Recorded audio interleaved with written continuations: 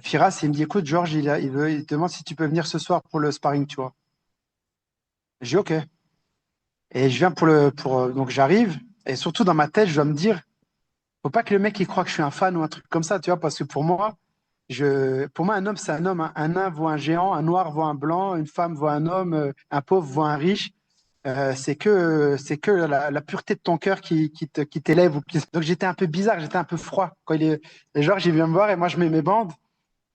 Il me dit bonjour, bonjour monsieur, je vous remercie de vous être déplacé pour ce sparring avec moi. Est-ce que ça vous dérange si on fait le premier, le troisième et tout? Et il me dit, je m'appelle Georges Saint-Pierre. Il me dit, je vous remercie et tout. Et moi, je lui dis, je lui dis, ah, ça me fait plaisir. Et rien de plus, tu vois. Donc, il était un peu gêné, c'était un peu froid. Mais moi, dans ma tête, je vais combattre, tu vois. On a fait le premier round. C'était n'importe quoi. Et j'ai l'impression que j'ai joué ma vie, tu vois. Et à tel point que c'était tellement chaud que les mecs ils se sont arrêtés de se parer pour regarder, tu vois. Hey guys, UFC lightweight Rafael Fiziev here. Welcome to Kevin Podcast After Fight. Hey everyone, welcome to Kevin's podcast from After Fight.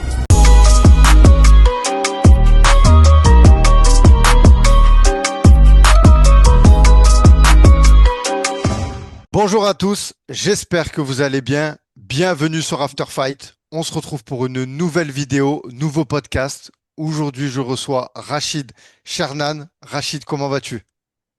Super, merci et toi? Ça va très très bien. Je suis honoré et très content de te recevoir sur mon podcast. J'ai fait ta connaissance sur TikTok récemment lors d'un live. J'aime bien dire que sur cette plateforme, on découvre de belles personnes et je suis très content de te recevoir et de faire part à la communauté d'After Fight. T'as été combattant de MMA, aujourd'hui t'es coach? C'est ça. Je tenais à te remercier aussi. Pour moi, c'est un honneur de passer à ton podcast. J'ai vu quelques vidéos avant d'accepter et j'aime bien la tournure que ça prend. C'est très professionnel. Donc, merci de me donner du temps. Voilà. Alors, la Alors, première question, c'est ouais, t'as été combattant. On va parler aujourd'hui, je sais que t'es coach, mais on va parler de ton parcours en tant que combattant. En plus, t'es de France, t'as été de France. Aujourd'hui, t'es plus en France et ta carrière de combattant, tu l'as fait à l'étranger. Mais voilà, comment ça a commencé les sports de combat dans ta vie? Alors, je pense comme tout le monde, hein, tu regardes les films de Van Damme, de Bruce Lee, et tu t'entraînes dans ta chambre, tu t'entraînes avec ta sœur, tu vois. Et j'ai toujours eu ce truc de devoir, d'être fort, tu vois. La culture de l'homme fort, je sais pas, est-ce que c'est instinctif ou est-ce que c'est juste par mimétisme quand tu grandis dans un quartier, tu sais, tu vois tout le monde un peu rouler des mécaniques, tu dis moi aussi je veux être fort. Après, tu as celui qui se donne les moyens et qui essaye. Et puis, tu as celui qui se dit, bah, je suis fort avec la bouche, mais ça me suffit, tu vois. Et moi, je voulais franchir le truc de me dire, la bouche, ça suffit pas. Faut mener les actions avec, tu vois. Et du coup, très tôt, tu commences les sports de combat, tu vas t'entraîner, tu commences par quel art martial? Wow. Là, ça va être très, très rigolo, tu vois. Parce que j'ai commencé, je crois, 2 ans après le premier UFC. Et en fait, j'ai eu de la chance de tomber sur un entraîneur, mon entraîneur, Raphaël Schmitt, qui est très connu, hein, qui est très connu en France. C'est vraiment un des premiers à avoir fait. Enfin, on était, de toute façon, tout le groupe, on était vraiment les premiers dans les prémices du MMA en France. Bah, tu vois, quand je t'expliquerai un petit peu, c'était vraiment une petite communauté fermée. Et j'avais de la chance qu'il habitait dans la même ville que moi. Et moi, je voulais faire des sports de combat. Et lui, c'était un des premiers pionniers du jiu-jitsu en France.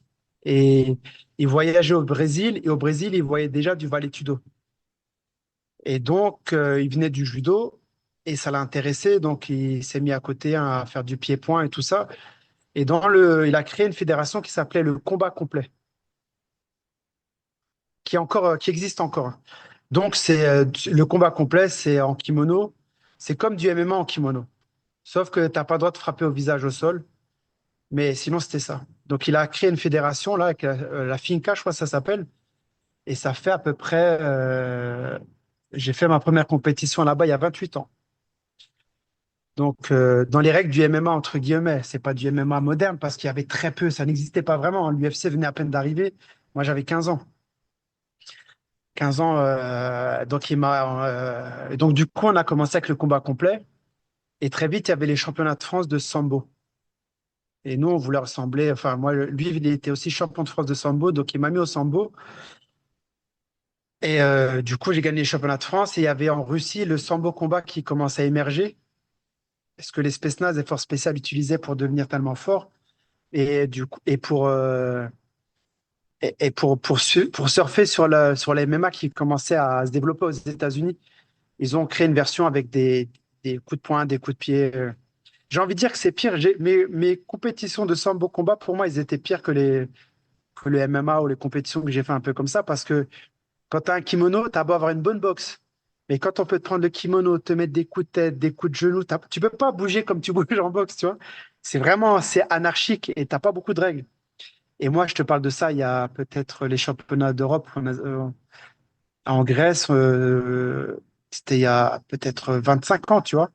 On a combattu, j'essaie de t'envoyer des photos avec Fedor, tu vois, dans l'équipe de France, on combat contre l'équipe de Russie en demi-finale, un truc comme ça. Bon, on s'est fait éclater. Mais Fedor commençait à peine le MMA. Il était pas encore dans le MMA, tu vois. Et on a participé aux mêmes compétitions de combat sambo combat, ils appellent ça.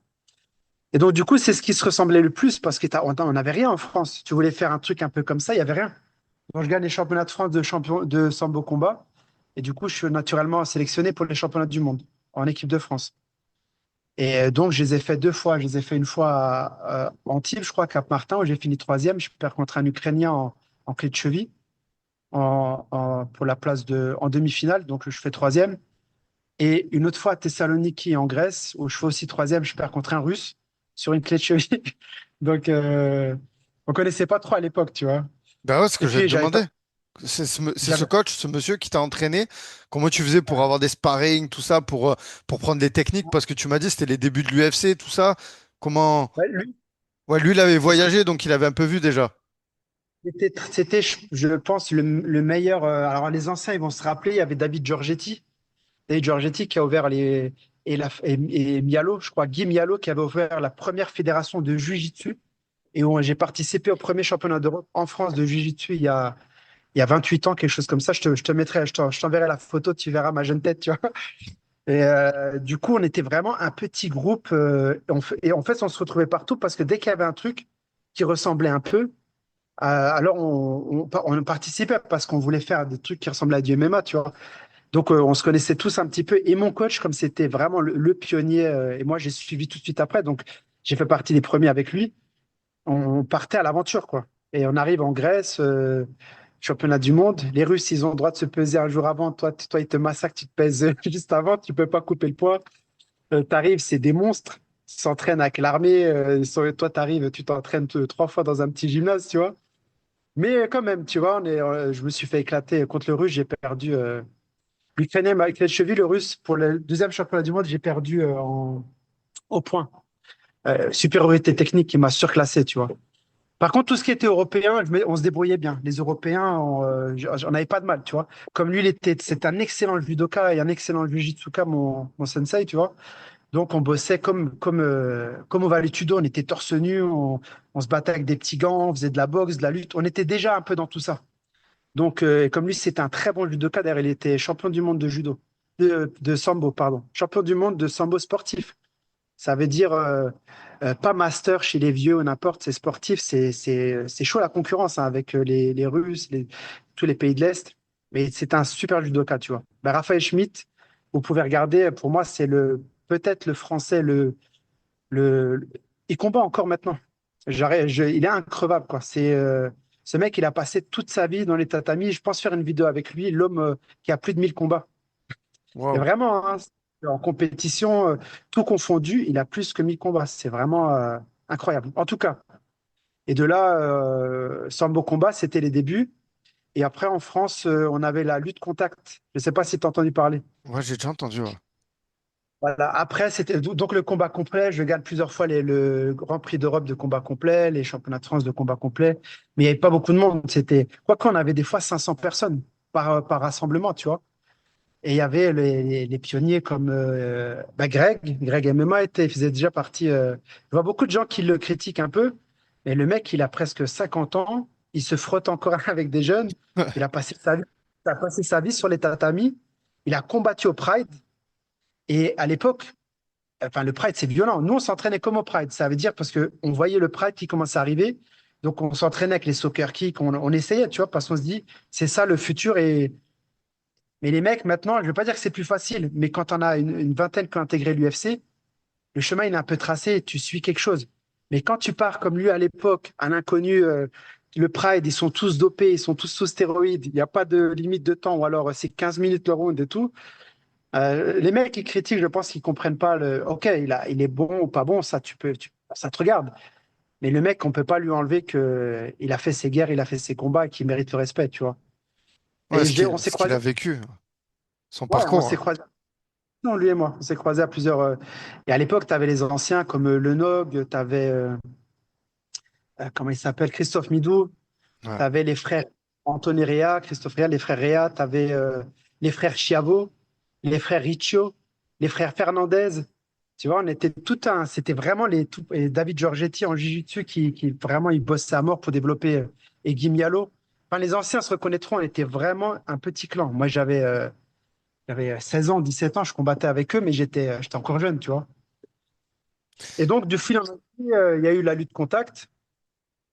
Donc, du coup, j'ai enquillé avec la lutte contact, où j'ai gagné 2 fois le Grand Prix d'Europe de lutte contact. Ça ressemblait vraiment.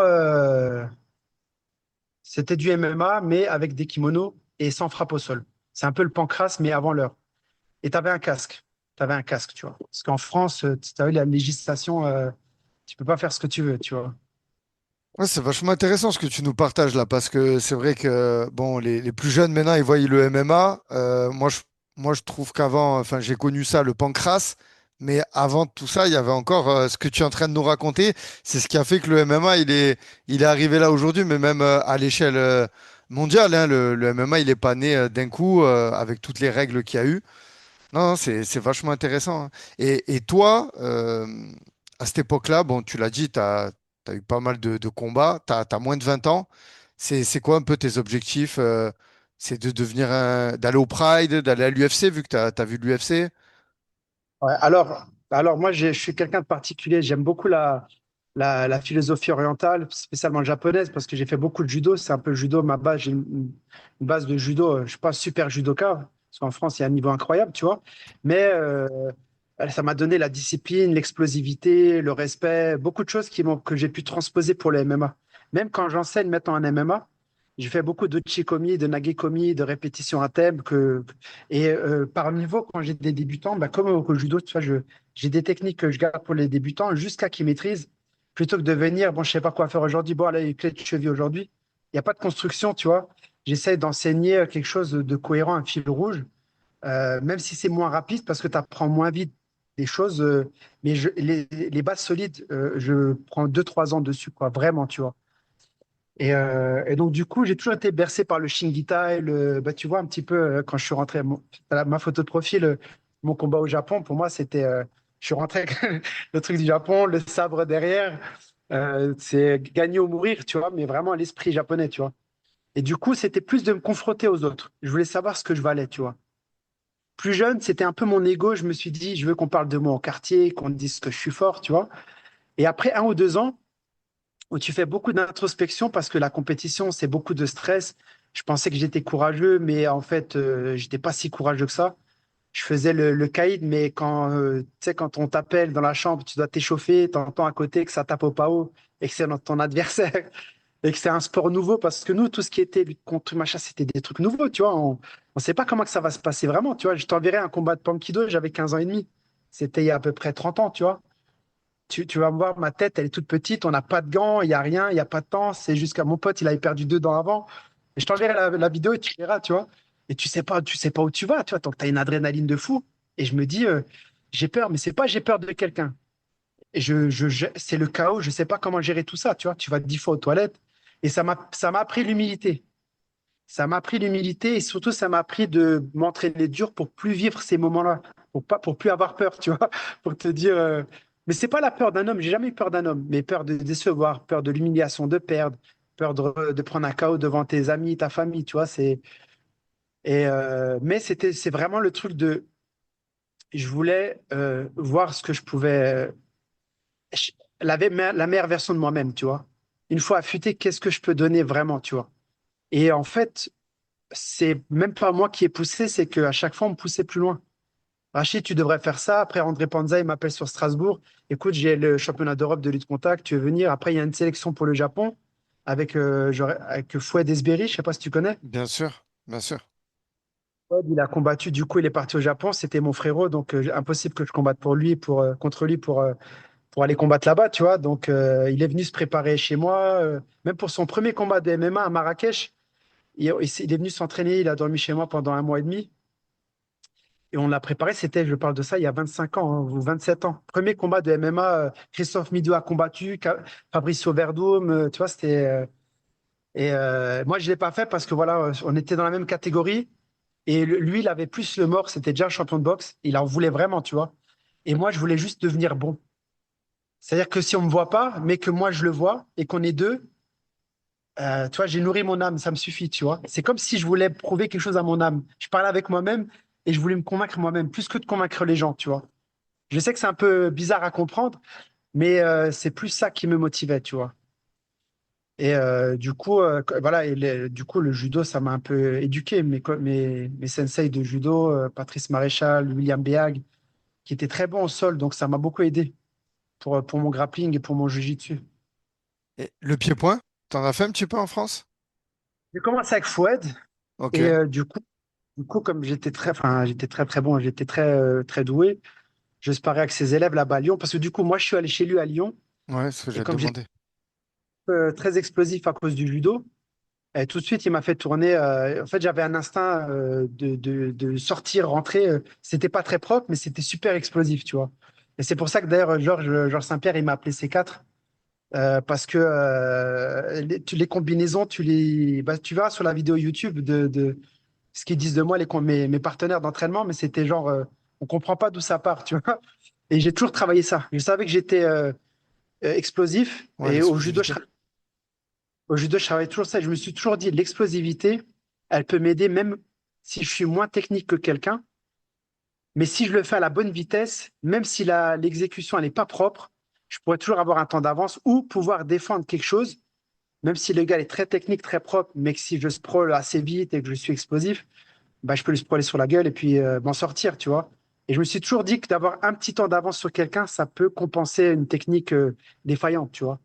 Et donc, quand j'ai vu les grands champions, je me suis dit, comment je vais se parer avec des champions du UFC? Je parais que avec des top 5, tu vois. Tu dis, putain, les mecs, c'est des machines. Toi, tu viens d'un petit village en France. Et du coup, en fait, c'est ça qui m'a. Je leur laissais pas l'opportunité d'exprimer leur jeu, tu vois. Excuse-moi, j'ai une abeille là qui vient m'attaquer là. Ah, Et on est à Abu Dhabi. Donc, et du coup, voilà. Du coup, Fouad m'a formé en boxe. Je me suis beaucoup entraîné avec lui, son frère Abdallah, qui est au Glory maintenant. Donc, du coup, j'ai gardé son style, la vitesse, les combinaisons, le cardio, tenir pendant 3 minutes avec du débit. Et j'ai perfectionné tout ça au Rixheim Thai Boxing de la ville où j'habite. On avait un champion d'Europe de Muay Thai, un champion du monde, un club avec Cédric Muller qui est champion du monde de boxe thaï, très bon boxeur aussi. On avait vraiment des bons champions là-bas. Donc, il y avait Steve Valente aussi, des fois qui venait se parer. Il y avait André Panza, chez qui je me suis beaucoup entraîné. Je sais pas si tu connais André Panza. non, ça me dit rien. Bah, à l'époque, c'était une légende parce qu'il avait combattu Krontzak. À l'époque du pied-point, c'était une légende, tu vois. Et du coup, j'ai fait mes bases mes armes en boxe, en kickboxing, en boxe thaï. Et j'étais super confortable. J'étais vraiment. Après, à tel point que maintenant, je pense que je suis plus à l'aise. Et pourtant, j'ai fait judo, sambo spécialiste, judo spécialiste, jiu-jitsu spécialiste. Je suis allé partout jusqu'à on va dire, la boxe. C'est comme instinctif, quoi. J'adore la boxe. La boxe anglaise aussi, j'aime beaucoup. J'ai combattu au Canada en boxe anglaise. Bah, je t'expliquerai pourquoi plus tard, tu vois. Et donc, du coup, voilà, j'ai perfectionné ma boxe chez moi dans ma ville et ça devenait plus professionnel. Et du coup, j'enseignais, j'avais un club à 19 ans, 20 ans. Et en même temps que je m'entraînais, j'enseignais, tu vois. Donc, je copiais ce que je voyais à la télé, quoi. Je voyais les mecs aux États-Unis, au Brésil, ils s'entraînent dans leur club. Je regardais des trucs sur Internet et puis on bricolait, tu vois. Je mixais de partout, à droite, à gauche, mon judo. Comment je peux attaquer avec mon judo? Il n'y a pas de kimono. Ben, envoie un crochet. Quand on voit le crochet, l'autre, il bloque. Du coup, tu as la saisie, tu peux aller en single leg. Et du coup, j'ai créé des transitions, un style bizarre, tu vois, qui est un peu dur à prévoir, tu vois. Et c'est ça qui m'a beaucoup aidé, c'est que c'était pas quelque chose d'académique, tu vois. J'ai un style qui est pas académique parce que j'ai fait un petit peu comme j'ai pu, tu vois. Ah non, c'est intéressant. Ouais, tu regardais beaucoup déjà à l'époque. Il y avait des combattants un petit peu qui t'inspiraient, justement, que tu piochais un peu du style, tout ça, pour pouvoir. Je savais pas que tu coachais. T'as commencé à coacher les jeunes aussi, du coup. Je t'ai dit, mon entraîneur, Raphaël Schmitt, il m'a donné le club après 1 an et demi. Waouh. Après un an et Et demi, c'était où ça? à Mulhouse. D'accord. Donc, ouais.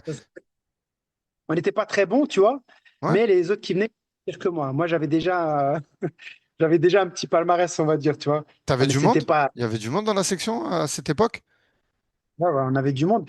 Combat complet, pas trop. On avait des mecs un peu fous, tu vois, c'était disparate au niveau du poids. On avait un haltérophile de 120 kilos, moi qui faisais 50 ou 48 kilos. Et on bricolait. On avait des karatékas, on avait des gars du taekwondo, deux, trois judokas. Et en fait, on bricolait, quoi. On bricolait, on colmatait. Surtout dans une petite ville, t'as pas forcément t'as pas beaucoup de sparring, quoi. Donc, tu prends n'importe qui vient, tu dis, bah, viens, on va voir. Ton point fort, c'est les jambes. Je vais essayer de pas prendre un kick dans la tête et t'emmener au sol et trouver comment faire pour masquer mon attaque, tu vois. Du coup, t'apprenais en même temps que t'enseignais, tu vois. Et toi, déjà, à cette époque, t'avais déjà la vision que ce sport, il allait devenir aussi grand qu'aujourd'hui, ce qu'il est, tu vois, avec l'UFC? J'aurais euh, j'aurais pas pensé. J'aurais pas pensé parce que j'avais vu une cassette juste 2 ans avant, tu sais. Après, je cherchais un club pour faire ça, mais il n'y avait pas. C'est pour ça que j'ai commencé par le judo et je voulais faire de la compétition. Et le judo, il t'offrait des compétitions pour l'adrénaline, tu vois. Et je crois que je rencontre mon coach à 15 ans et demi, là, Raphaël Schmitt, et puis c'est lui qui m'a vraiment. Et en fait, lui, il allait combattre partout. On allait dans des endroits, des gymnases. Bah, regarde, l'anecdote pour la vidéo que je vais t'envoyer du Pankido, tu vois. On a roulé toute la nuit, toute la journée, parce qu'on habite à Mulhouse. Et moi, j'avais 15 ans et demi ou 16 ans, je sais plus. Je te parle de ça il y a 28 ans, 29 ans, tu vois. Et il me dit, t'inquiète pas, il y a des catégories juniors, il y a des catégories de poids. C'est 5 minutes, comment on s'entraîne. Et en fait, tu arrives là-bas, il y avait Patrick Lombardo. C'est vraiment. Et les frères Réa, c'était il a combattu aussi à l'UFC, Anthony Réa, je crois. Très, très bon combattant français. Et on arrive là-bas, en fait, ça se passe comme dans le comité, tu sais, dans Bloodsport. Le Lombardo, il arrive comme ça, il sourit à personne, il dit, vous êtes là pour vous battre. Moi, j'ai 500 combats. Euh, on est des guerriers. Et après, il dit, toi, tu vas avec lui, toi, tu vas avec lui, toi, tu vas avec lui. Il regarde à peu près le physique, le poids, et il met comme ça au hasard. Manque de poids, je suis tout seul, il n'y a pas de jeune. Il y a le deuxième jeune, c'était un copain à moi qui est venu avec moi. Et le pauvre, il a perdu 2 dents devant, il s'est pris au sol par terre. Le mec, il lui mettait des coups de talon et il a perdu 2 dents comme ça. Ça avait le droit de mettre des coups de talon, des coups de pied dans la tête. L'autre, il Waouh. essayait de faire une clé de Et l'autre, pendant qu'il lui faisait une clé de cheville, son adversaire, mon copain, il faisait la clé de cheville et l'adversaire, il lui envoyait des coups de talon dans la bouche. Et il a perdu 2 dents. Tu Putain. vois. Et du coup, on n'avait même pas de protège-dents à l'époque. On s'entraînait n'importe comment. On était des animaux, tu vois. Et il y a un mec, je le vois, il est super grand, sec et tout, comme Bruce Lee. Et je crois qu'il venait du Kung Fu. Il faisait des pompes à une main pour s'échauffer. Et moi, il m'impressionnait. Je dis, waouh, punaise, et c'est une machine, ce gars. J'ai envie de voir son combat et tout. Mais je savais pas que son combat, ça allait être avec moi. Du coup, et moi, je bats Lombardo. Je dis, moi, mon coach, je lui dis, mais il est pas junior, lui. Toi. Il m'a dit, ouais, il est pas junior, mais t'inquiète, t'es plus fort que lui et tout. Mais moi, je pouvais plus faire ça. J'étais quand même un petit peu fier, tu vois. Moins maintenant, tu vois. Bizarrement, maintenant, je suis plus réfléchi. Mais à l'époque, j'étais quand même, tu vois, c'était ma virilité qui était en jeu. Je pouvais pas revenir en arrière, tu vois. Et du coup, bah, je t'enverrai la vidéo, tu vas voir mon visage. Je zoome sur mon visage et tu verras que j'ai vraiment 15 ans là. Et que tu vas me voir, on n'a pas de gants, on n'a rien du tout, c'est n'importe quoi. Et c'était les débuts, quoi. C'était comme je t'ai dit, 2 ans avant le premier UFC ou 3 ans, je sais plus. Donc c'était vraiment, il n'y avait rien, quoi. Et j'ai eu Ah, de la chance, je gagne une clé de bras, mais bon, tu verras. ok. Ouais, en plus, c'était une confrontation de style. Bah, à cette époque, voilà, comme tu l'as dit, les mecs, ils venaient du karaté, du kung-fu, donc tout le monde se retrouvait. Moi, je fais ça, ça, c'était. Ouais, ça devait être quelque chose, hein. Sincèrement, ça devait être quelque chose, ça, en France, de connaître ça. Aujourd'hui, maintenant, on a des salles de MMA qui sont de partout. Je veux dire, voilà, les jeunes, ils peuvent aller directement dans une salle et dire, je veux être un combattant de MMA, je veux faire du MMA, mais voilà, faut savoir à cette époque, on pouvait pas, quoi. C'était fou. Ouais, ouais, ce que je vais te dire, c'est que si tu veux, l'inconnu, c'est ce qu'il y a de pire. Même en combat, moi, quand j'ai des combattants pro, j'essaie de faire toujours les mêmes échauffements. Selon l'adversaire, on garde plus ou moins les mêmes game plans. Si c'est un grappleur, comme Georges Saint-Pierre, il me disait tout le temps, moi, je lutte avec les boxeurs et je boxe avec les lutteurs. C'est tout. En fait, des fois, faut pas chercher trop loin, tu vois. Et donc, on essaie. Mais bon, après, tu adaptes, faut pas trop te cramer, tu vois. Bien sûr, t'as des sous-stratégies, mais grossièrement, c'est un peu ça, quoi, tu vois. Et les gens, ils se rendent pas compte comment l'inconnu, c'est énergivore, tu vois.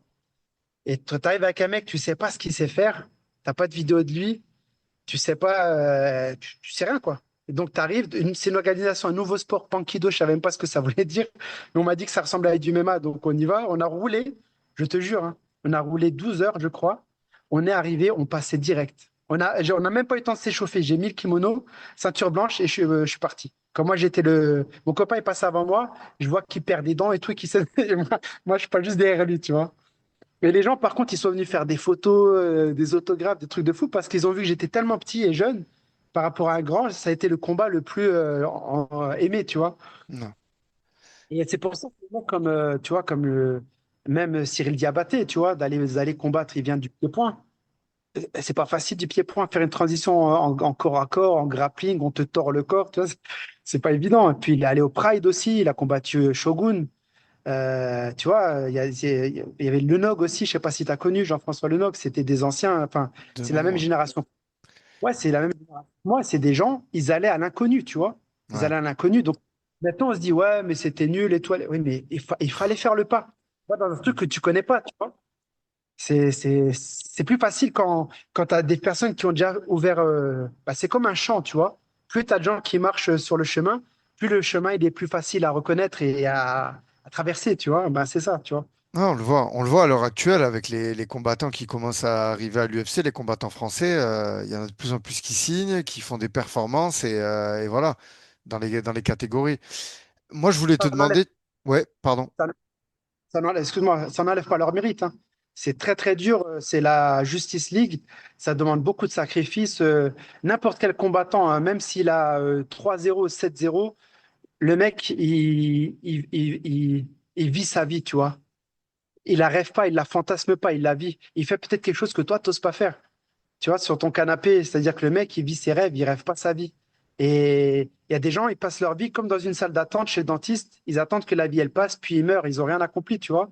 Et tu as des gens qui ont peur, ils se disent, moi, peu importe ce que je vais vivre, mais je veux vivre. Je veux essorer le citron de la vie qui est plus de jus quand je meurs, tu vois. Et je pense que ça, c'est la mentalité peut-être des combattants qui se disent, voilà, qui vit par les armes, meurt par les armes. Cette parole christique est vraie, tu vois. Je pense que les vrais combattants, il y a quelque chose dans leur subconscient, en psychanalyse, on appelle ça le subconscient, qui te pousse à faire ça que même ton conscient, ton moi, ne comprend pas pourquoi tu le fais. Il y a beaucoup de gens qui disent, je ne sais pas pourquoi je le fais. Mais intérieurement, ton âme, elle sait pourquoi, tu vois. C'est que tu peux pas te contenter de vivre une vie passive et tu es quelqu'un dans ton âme ou dans ton intérieur qui a besoin de grandeur. Tu vois, tu peux pas te contenter de vivre. Il y a des gens qui arrivent à vivre une vie plane et d'autres qui n'arrivent pas, tu vois. Et ceux qui savent répondre à ce besoin de grandeur, et qui allient la discipline avec ça, souvent ils deviennent des grands champions, tu vois. Ouais, c'est très juste ce que tu dis. Et justement, tu parlais de ces combattants qui sont allés vers l'inconnu. Toi qui étais à l'époque dans le circuit, est-ce que tu l'as vu qu'en France, on avait beaucoup de retard dans les sports de combat, surtout dans ce qui est devenu le MMA, quoi. Bah ouais, parce que j'ai vu, je partais déjà très tôt, je suis parti m'entraîner en Thaïlande aussi, souvent, régulièrement. J'allais faire des camps d'entraînement en Thaïlande, je partais 3 mois, je revenais, je sais pas, j'avais 500 euros, je dormais sous le, je dormais sous le ring pour pas payer. Des fois, j'allais avec des amis, je partais 2, 3 semaines, enfin 1 mois et demi avec des copains. Et des fois, ça m'arrivait de partir un mois tout seul, juste pour, je veux dire à personne, pour pas que j'ai de distraction, que j'ai des copains qui viennent et ils me disent, ouais, on s'entraîne et on va à la plage, tu vois. Je sais pas pourquoi, mais j'avais envie de me perfectionner. J'avais ce truc un peu samouraï, tu sais, où tu dédies ta vie à une chose. Tu sais, au Japon, il y a la ceinture blanche, marron et noire. Ils n'ont pas toutes ces ceintures de couleur parce que quand ils s'engagent, il n'y a pas d'alternative. Il n'y a pas, je sais pas, j'hésite, je réfléchis. Tu t'engages, tu y vas jusqu'au bout, tu vois. Mais nous, on a besoin de la carotte, les autres ceintures, les séminaires, les machins, parce que la mentalité occidentale est différente, tu vois. Et moi, j'ai toujours eu ce truc de nourrir mon âme le plus possible, de me dire, elle est pas rassasiée. Elle me pousse, elle me dit, fais quelque chose de plus grand là, c'est pas assez. Regarde, ok, tu bats des gars, mais ces gars, ils sont pas super forts. Il y a des gars là, au Brésil, aux États-Unis, qui sont monstrueux, donc te crois pas fort là, tu vois. Et c'est ça, toujours ça qui m'a poussé à me dire, je veux pouvoir battre ces mecs-là, même s'il y a personne, hein. On ferme la porte du gymnase, on règle ça entre nous, et ça me suffit, tu vois. J'ai vraiment eu ce truc un peu du Bushido là, japonais qui veut nourrir un peu son âme avec son expérience, tu vois. Et c'est pour ça que j'ai été très discret pendant longtemps sur les réseaux, les choses comme ça, je poste rien, parce que j'ai l'impression que tu disperses ton énergie, tu vois, et que j'aimais bien la centrer sur moi et puis toujours contrôler ce que je faisais. Mais après, j'ai tellement eu de retours de personnes qui m'ont dit, c'est dommage, tu partages pas toute ton expérience. Tu peux inspirer des jeunes. Comment toi, t'es parti si tôt dans la team de Georges Saint-Pierre, c'est incroyable. C'est même impensable pour l'époque, tu vois. Comment c'est devenu ton super copain? Vous viviez ensemble, vous faisiez tout ensemble. Comment c'est possible, tu vois? Et si tu peux motiver et sortir de une personne, ne serait-ce qu'une, hein, tu vois, qui sauve une personne, sauve l'humanité, tu vois. Si tu arrives à inspirer une personne et lui donner une direction et l'éloigner peut-être des mauvaises choses, voilà, ma vie, elle aura un sens, tu vois. Et c'est pour ça que même quand j'enseigne, je me dis, si je meurs avec mon savoir, il est mort. Mais quand je transmets quelque chose, finalement, il y a une partie de moi qui sera éternelle, tu vois. Ah, puis encore plus aujourd'hui avec les réseaux sociaux, on a le. Bon, c'est vrai qu'il y a énormément de contenu sur les sports de combat. On va en parler un peu plus loin, hein. Aujourd'hui, tu partages beaucoup. Justement, tu transmets tout ce savoir. Et est-ce que on y vient à la partie où tu pars justement au Tristar? Est-ce que tu as combattu en France? Parce que je voulais te demander, est-ce que tu as fait du pancrace en France? À quel moment tu pars, tu t'exportes, j'ai envie de dire, de la France? Et est-ce que c'est purement sportif aussi, cette quête du Bushido, comme tu dis, d'aller ailleurs? Parce que bah, à l'époque, hein, forcément, tu as cité Georges Saint-Pierre, le Tristar, Firas Zahabi, tout ça, c'était un grand club, hein. Nous, le MMA en France, les grands clubs, je crois que le premier gros club, j'en ai parlé récemment dans un podcast avec un combattant, c'était le CrossFight. Avant ça, il y avait Haute Tension Il y avait, avec oui, avec, Merchet, paix à son âme, il est mort. ouais. Mais c'est là, Haute Tension, c'était tous les bons strikers de Parisiens. Ils faisaient leur transition, ils partaient de là-bas. Haute Tension, c'était à l'époque. Après, oui, Oui, Crossfight, c'est bah, venu c'était après. même avant. Oui, oui. Et il y avait, j'ai oublié son nom, qui est d'ailleurs le matchmaker de Hexagone aujourd'hui, mais qui est quelqu'un de connu. Pardon? Nicourt, Oui, oui, Mathieu Nicourt. Voilà, tout à fait. Qui était à haute tension d'ailleurs. ouais, qui est aussi un des premiers à combattre en cage, ouais. Tout à fait. Donc voilà. Donc moi, je voulais un peu resituer si tu avais fini après tout ce que tu nous as expliqué là, est-ce que tu as fait d'autres combats en France? À quel moment tu décides de partir vers le Tristar? Ouais. Il y avait rien pour l'instant, il n'y avait pas de pancrace encore en France. Il y avait que ces compétitions-là bizarres. Et comme moi, j'habite la frontière à Mulhouse, la frontière suisse-allemande, tu vois. Et à côté, tu as les pays de l'Est, tu as plein de petits pays, tu as plein de petits trucs. Donc, il y avait des petites organisations, des petits trucs dans des gymnases où tu pouvais combattre, tu vois. Donc, tu pouvais partir là-bas, faire un truc là-bas, faire un truc là-bas. Ça m'est arrivé une fois, je l'ai dit à personne, mais 2, 3 fois, je suis parti tout seul faire des combats, tu vois, dans des gymnases en Luxembourg, un truc ici. Mais c'était il y a longtemps, hein, je veux dire. Enfin, il y avait des combats un peu à l'époque, un peu clandestins, des trucs comme ça, j'imagine. Ouais, il y avait comment il s'appelle Damien, je crois que c'est Mathias, ou Damien Riccio, je ne sais plus, qui a combattu un des Grécy. Ils sont combattus avec les règles de l'époque, tu vois, il l'avait battu. Il avait battu un des Grécy en lui mettant, je crois, des coups de tête au sol, un truc comme ça. Les frères Riccio. Et ils avaient aussi, quand il avait combattu contre Sakurai. Ben, en lutte contre, il y avait le mode, comment ça s'appelle, le Golden Trophy à Paris. C'était le truc qui voulait prendre le MMA. À l'époque, ils disaient le MMA, c'est trop violent.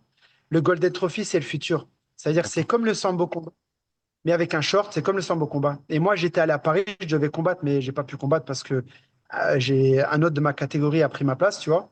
Mais je suis allé coacher Didier Lutz, qui était mon partenaire, qui avait gagné contre un Japonais là-bas, tu vois. J'étais allé le coacher et là-bas, il y avait aussi ce fameux Richo qui avait perdu contre Sakurai. Et Sakurai, c'était une grosse star à l'époque, tu vois. Donc, il y avait vraiment des Français pionniers qui ont pris des risques, hein, parce qu'ils se battaient. Là, le Richo, là, il a combattu sans règles dans un gymnase, tu vois.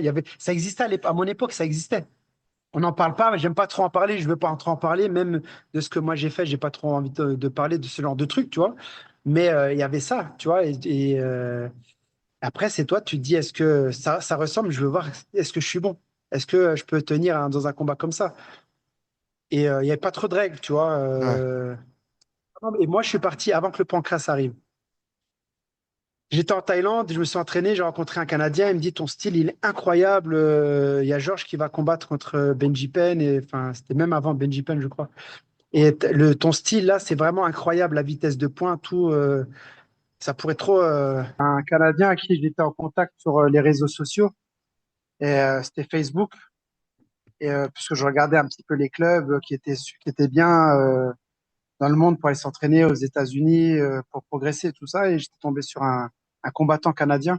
Donc du coup, on était en contact et voilà. Et à la suite de ça, je suis parti j'ai fait un visa working holiday pour le Canada. Je suis parti au Canada, je suis allé au Tristar Gym et je sais Quel pas âge si à tu ce connais moment-là? David. Pardon? Excuse-moi, je J'ai te quel coupe. âge? Ouais, t'as quel âge à ce Ouais, moment-là? À peu près, hein. Je veux dire, t'entraînes, t'as dit tu vas 24 dédier. ans peut-être? Ouais, donc ok, t'es jeune encore, mais je veux dire, tu vas dédier ta vie au sport de combat, quoi. Si à 24 ans, tu décides de partir à l'étranger pour te perfectionner encore, c'est que Ouais, t'as ouais, pour. ouais. Ouais, Ouais. C'était ça, je pense que 24. J'avais même moins, je crois. Je pense que j'avais même moins. Enfin, je sais plus. Je vais pas mentir, tu vois, je sais plus. ok. Mais Ah, mais j'étais jeune. t'étais.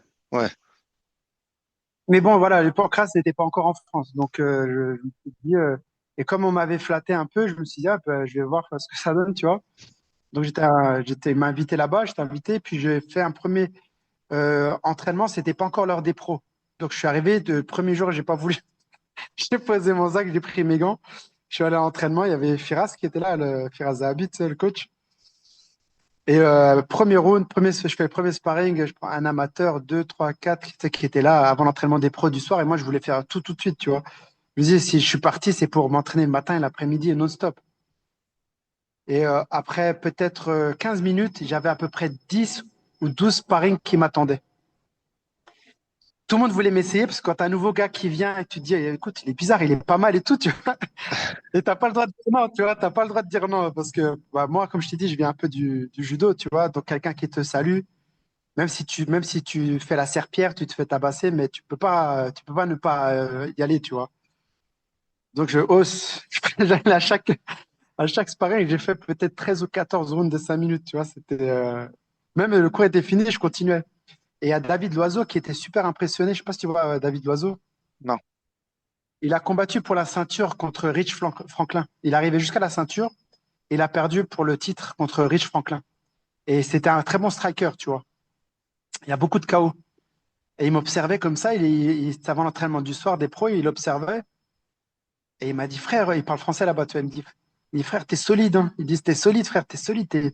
Ton Muay Thai, il est au point. Hein. Parce que nous, en France, on a une culture du Muay Thai. On a des grands champions incroyables, tu vois. D'ailleurs, moi, j'ai travaillé 13 ans avec Farid Viom. Et je sais pas si tu connais. Mais c'est une légende du pied-point, Farid Guillaume, voilà, c'est une légende du Muay Thai. Et j'ai bossé 13 ans avec lui. J'ai fait tellement de guerres avec lui. Chaque jour au travail, sparring, sparring, sparring. Parce que lui, il veut faire que du sparring. Ça n'existe pas la technique, tu vois. Et il m'a pas mal endurci. D'ailleurs, c'est lui qui m'a coaché au Japon, tu vois. Et du coup, en France, on avait de l'avance sur les États-Unis en Muay Thai. Je pense qu'on a toujours en striking, tu vois. Et du coup, j'arrivais là-bas, j'avais un striking qui était plus. Eux, ils ont une bonne boxe anglaise, mais ils n'ont pas de créativité, ils n'ont pas de Muay Thai. Tout ce qui est genoux, coudes, clinch, tout ça, ils n'ont rien, tu vois. C'est un peu boxe américaine, tu vois. Et donc, du coup, ils me voyaient faire des trucs bizarres, balayer les mecs, rentrer avec des genoux, des trucs. Et, euh, et du coup, David, il appelle Georges.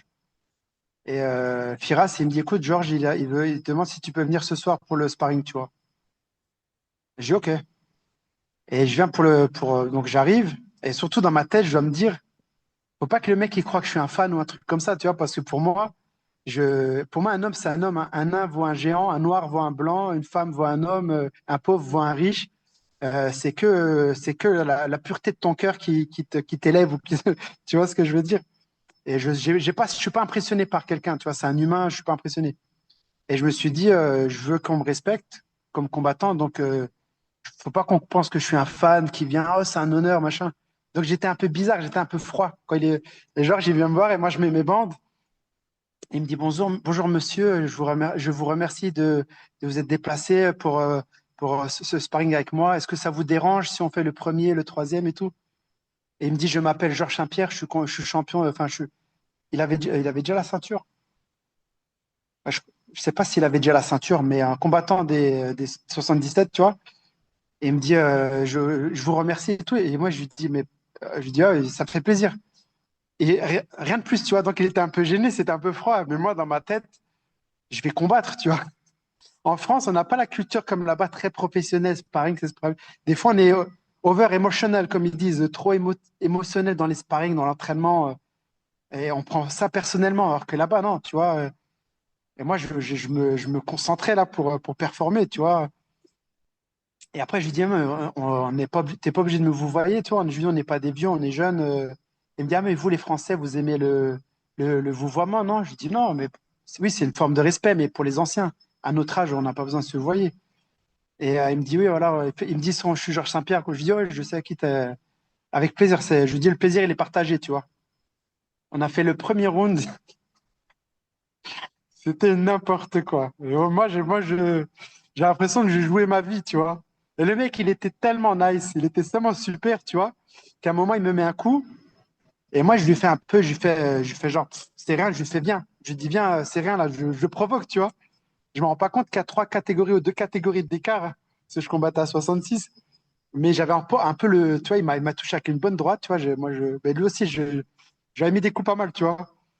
Et c'était tellement explosif que, tu vois, c'était compliqué pour lui de me cadrer, tout ça. Donc, on a refait un deuxième, on a refait un troisième, tu vois. Et bien sûr, il m'a emmené au sol. Il s'amusait avec moi. Il arrivait tout le temps à m'emmener au sol, mais il était intelligent. Il voulait rester debout pour essayer de tenir debout parce qu'il se dit, bon, je fais 20 kilos de plus que lui. La lutte, c'est un peu mon point fort. Il faut que, si là, tu vois l'intelligence du gars, tu vois, je vais rester là où le gars, il peut m'handicaper, il peut m'aider, tu vois. Et donc, on a fini le round. Et à tel point que c'était tellement chaud que les mecs ils se sont arrêtés de se parer pour regarder, tu vois. Ils ont dit, mais c'est qui ce fou qui allume Georges comme ça, tu vois?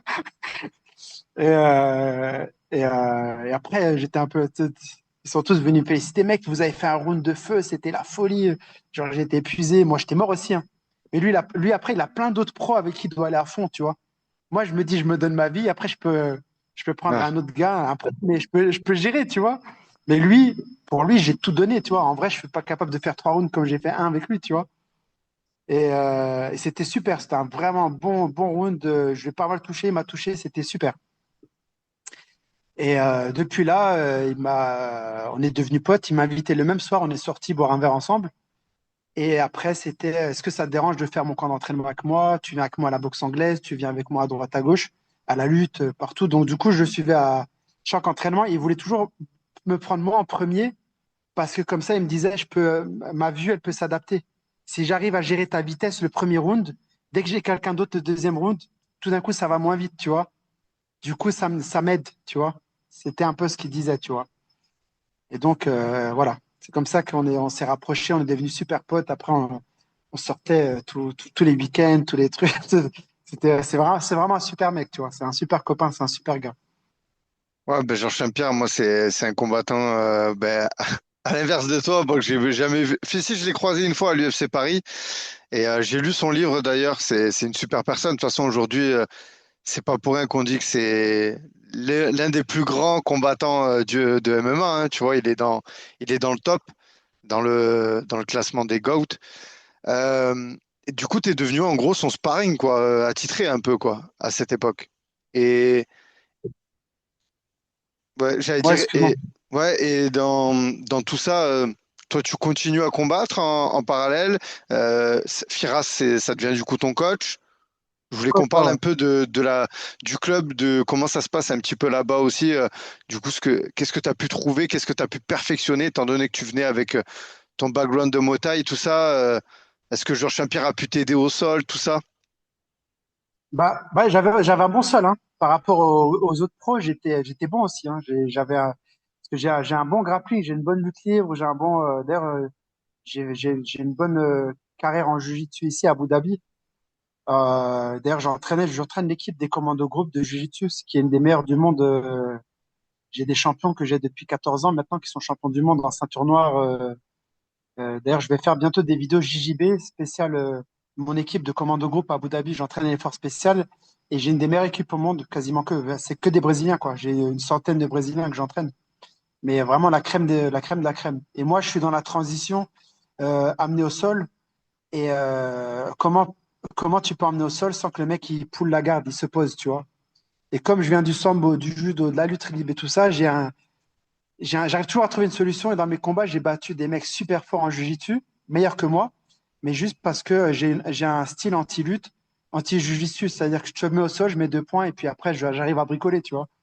Et c'est ce que je transmettais un peu à mes. C'est mon point fort ici à Abu Dhabi, dans mon équipe. Et bientôt, dans ma chaîne Instagram, je vais commencer à montrer des grands champions parce que 80% de mes élèves ici, c'est des Brésiliens. J'ai que des Brésiliens. Ça fait 13 ans que j'ai peut-être 300, 400 Brésiliens que j'entraîne. Et du coup, voilà, Tristar Firas, il a dû me dire, il m'a dit, il faut mettre un casque, gants de 16 obligatoires, lundi, sparring small glove, vendredi, big glove. Et dès que je tapais un peu fort, il venait me voir, Rachid, ici, c'est pas comme ça. Un jour, il m'a dit, je comprends pas comment les Allemands, ils ont pu envahir la France avec des mecs comme toi. Donc, j'avais un problème avec la discipline. Et on était deux, il y avait moi et Nordine Taleb. Nordine Taleb, il était quelques mois avant moi, je crois. Et donc, quand je suis arrivé, on s'est retrouvés les deux Français. Et du coup, c'est devenu le frérot, quoi. C'est-à-dire que je l'ai coaché à l'UFC, on a fait les camps d'entraînement ensemble. À un moment, il tapait tellement fort et faisait tellement mal à tout le monde que les mecs, ils l'évitaient, tu vois. Parce il a blessé beaucoup de gens, il est dur, tu vois. Mais moi, du coup, j'ai toujours sparé avec lui. J'étais le seul gars qui, même j'étais 2 catégories en dessus, j'avais le droit de sparer avec les mecs un peu plus lourds. Parce que comme j'étais rapide, j'arrivais toujours un peu à. Même avec les poids lourds, j'arrivais. D'ailleurs, il y avait Moïse Rimbon qui est venu un moment, Francis Carmon. C'est des gens avec qui je tournais et que j'arrivais à bricoler des choses, tu vois, parce que voilà, j'arrivais à bouger, à mettre du rythme, de la vitesse, et ça forçait les lourds à bouger un peu plus, tu vois, sans que je sois trop en danger. Et c'est Nordine qui m'a débloqué le plus. Il m'a dit, mec, t'es trop fermé. Pour toi, chaque combat, c'est ton honneur qui est en jeu. Il m'a dit, souris un peu aux gens, parle, détends-toi. Ici, c'est une autre mentalité, là. On est une équipe et tout, et c'est lui il m'a aidé sur beaucoup de choses, tu vois. Il m'a rendu plus professionnel. Et T'arrivais à voilà, être on a fait relâché? beaucoup de sparring. T'arrivais à être relâché Ouais, en ouais, sparring parce que vu que tu prenais ça très. Tu vois, ouais. quand les mots que tu emploies, tout ça, on voit que tu étais dans la dureté. Est-ce que tu arrivais quand même à être relâché, vu que tu avais de l'explosivité, tout ça, et on sait que pour être explosif, faut être C'est ça. vachement relâché. Tu vois, Fedor, comment il boxe, je me suis beaucoup un peu inspiré de lui. L'école un peu soviétique, les mains un peu hautes, où tu mets beaucoup d'informations, tu vois, et puis tu exploses avec des crochets, des trucs, et tu rentres, tu sors. Je boxe vraiment Après, ça dépend qui j'ai. Si j'ai un mec très volatile, je vais être un peu plus Tyson. Si j'ai un mec, en fait, j'ai tellement pas eu vraiment de coach que j'ai regardé tous les styles et j'ai tout essayé en sparring, tu vois. Et à force, comme j'ai fait énormément de sparring dans ma vie, du coup, c'est ça qui m'a permis d'être fort un peu enfin fort, d'avoir un peu tous les styles. Je peux boxer en gaucher, en droitier, volatile, au corps à corps, tu vois. Ouais, t'as essayé de Parce que t'adapter à je, chaque fois en fonction de ton adversaire. Ouais, t'avais pas forcément ce style, non, voilà, t'étais pas facile à lire, quoi, en gros, de ce que je comprends. ouais, mais c'est pour ça que les mecs, ils aimaient bien. Et surtout parce que je pouvais faire tous les styles. Par exemple, il y avait Yves Jabouin, Ivan Menjivar, je sais pas si tu connais, c'était des Non. champions de ma catégorie de poids. Bah, Ivan, il a combattu en demi-finale pour la ceinture. Il est arrivé, il a perdu contre Irija Faber. S'il gagnait, il combattait pour le titre. Et moi, c'était mon sparring numéro un parce qu'on était dans la même catégorie, tu vois. Et à chaque fois, j'arrivais à imiter les adversaires qu'il devait avoir. Et Georges, c'est pareil. Quand il combattait Dan Hardy, gaucher, Rachid, il faut que tu te mettes. Tu commences avec Georges, tu te mets en gaucher. En fait, on arrivait j'arrive à faire tous les styles. Tu vois, je peux faire un peu plus bourrin, un peu plus volatile, gaucher, droitier, plus l'anglaise, plus les kicks, taekwondo. Voilà quoi. Comme j'ai beaucoup pratiqué pendant beaucoup d'années, que j'ai essayé plein de choses, du coup, on va dire, j'ai un arsenal. Comme j'ai dû commencer par les sports académiquement, le judo tout seul, la lutte tout seul, la boxe tout seul. Je passais ma journée dans les bus, donc du coup, j'ai beaucoup d'outils, tu vois. Tout ne fonctionne pas, tu vois, pour les MMA, mais j'ai une vision périphérique de ce sport, tu vois. Ouais, puis c'est utile d'avoir un sparring comme ça à ses côtés. J'imagine si Georges Saint-Pierre t'as pris dans sa team, enfin, pour l'époque, hein, c'était pas rien, quoi. Surtout à l'époque, tu vois, à l'époque, c'était chaud et l'équipe pro n'était pas plus de 10. Et pour se parier avec Georges, il faut savoir qu'il prenait 4, 5, 6, 7 millions par combat. Ils vont pas mettre quelqu'un qui vont le blesser, lui péter un truc, quelqu'un qui est pas productif. Il faut quelqu'un d'intelligent qui va le faire le pousser comme il faut. Et moi, c'est vraiment Georges, c'est même pas Pira, c'est vraiment Georges qui m'a imposé, quoi. C'est vraiment Georges qui a dit, je veux Rachid pour mes camps d'entraînement, je veux se parier avec lui. Et du coup, tous les week-ends, je l'ai passé avec lui, quoi. On sortait ensemble tous les week-ends. Il me claquait, j'étais mort. Je sais pas comment il pouvait avoir ce rythme, mais il s'entraînait encore en sparring le dit. Tu vois, mais Je sais donc pas voilà. si c'était. J'avais entendu parler de ça. Je sais pas si c'était des rumeurs que. Je sais pas si c'était Georges Saint-Pierre ou Khamzat Chimaev qui payait ses sparring. Je crois que Georges Saint-Pierre, c'était pour qu'on le mette KO. Je crois que c'était Non, Firas non, non, Zabi. Il y avait pas? non, non, Non? jamais. Non, ça, je peux te le garantir. L'école Ok. qu'on a là-bas à Tripolin, c'est la sécurité. C'est ce que je fais avec mes élèves, hein. Tu vois, moi, entre guillemets, ceux qui me connaissent un peu ici, ils pensent que je suis quelqu'un de dur qui aime parce que j'aime un peu asphyxier pas quand je combats, tu vois, mais à l'entraînement, j'aime mettre la pression, tu vois, et tout fait un peu le gars. Et j'ai tellement fait des combats durs enfin, des sparring durs avec des mecs comme Farid Viom, Raouf Beliouz, Sofiane Derdegas, s'ils me voient, ils bossaient avec moi, c'est des champions de Muay Thai, champions du monde, champions d'Europe. Et où tu restes en clinch dur, les coups de genoux, tu vois, Valentino Thibaut aussi, WBC, WMC championne Diamond, il travaille ici aussi avec moi. C'est un tueur aussi en Muay Thai. Donc, donc, du coup, après, quand tu vas avec des mecs qui font que du MMA et que toi, tu arrives en corps à corps, comme Geji un peu, tu mets des uppercuts, des genoux et que tu avances et que eux, que les coups qui te mettent au corps, ça te fait plus rien. Tu arrives à aspirer leur énergie. Et quand j'ai vu que c'est devenu agréable, tu vois, de pouvoir avoir un style où tu crames les mecs au bout de 3 minutes et après, tu peux un peu jouer, tu vois. Et ils pensent que c'est mon style, mais c'est pas vrai. Mon style, c'est complètement l'inverse. Moi, j'essaie d'être le plus intelligent possible. Même mes gars, je leur dis, tu gagnes ton combat, tu prends ton argent, tu gardes tes neurones, et tu rentres chez toi. Parce que les cimetières, ils sont pleins de guerriers, là. Ça leur a rien apporté, tu vois. Et surtout, tu fais un combat super, les gens ils vont se rappeler de toi. Dans 2 mois, ils t'ont oublié. Allez, t'es super, mais ton Sherdog et ta apologie, ton prochain contrat, ta bourse, on va t'oublier. T'es mieux d'arriver avec 10 wins ennuyants qu'avec 3 Fight of the Night où tu perds. T'as perdu tes neurones, t'as perdu ta santé. Et moi, j'ai pas. Ce qui m'a un peu freiné au Canada, c'est le côté show business, quoi. C'est pas ce qui m'a freiné, mais c'est ce qui m'a un peu fait bizarre, tu vois. Le côté, quand maintenant ils arrivent et tu vois que t'es bon, hop, t'as des managers qui commencent à venir, des sponsors, et tu deviens un peu une marchandise, tu vois, ça fait bizarre. Ah, c'est Et tu vois, intéressant ce c'est que des tu dis. signaux. des sourires intéressés. Oh, bro, ça va? Alors que. Et toi, tu sais pas, moi, je suis un peu naïf. Je viens d'une petite ville de la campagne. Je comprends pas tout ça, tu vois. Moi, je viens du judo un peu. Pour moi, je me teste face aux meilleurs du monde. C'était le plus connu avec Anderson Silva et John Jones à l'époque. Et même John Jones était venu s'entraîner chez nous aussi, tu vois. Et donc, c'était les meilleurs à l'époque. Tu t'es entraîné avec, John Jones et Anderson Silva? Non, non, non, non, pas Anderson Silva. Seulement John Jones était venu au Tristar Gym, pas D'accord. Anderson Silva. Mais c'était les trois tops du moment, tu vois. Donc, tu te dis, voilà, je me suis enfermé avec lui dans une cage. On a fait un round de fou. Tous les champions ici ont vu ça. Moi, j'ai vu ça. Et ça fait un mois ou deux que je fais des rounds quand même pas mal, tu vois, avec le meilleur qui a deux catégories au-dessus de moi. C'est comme si, pour moi, ça me suffisait, tu vois.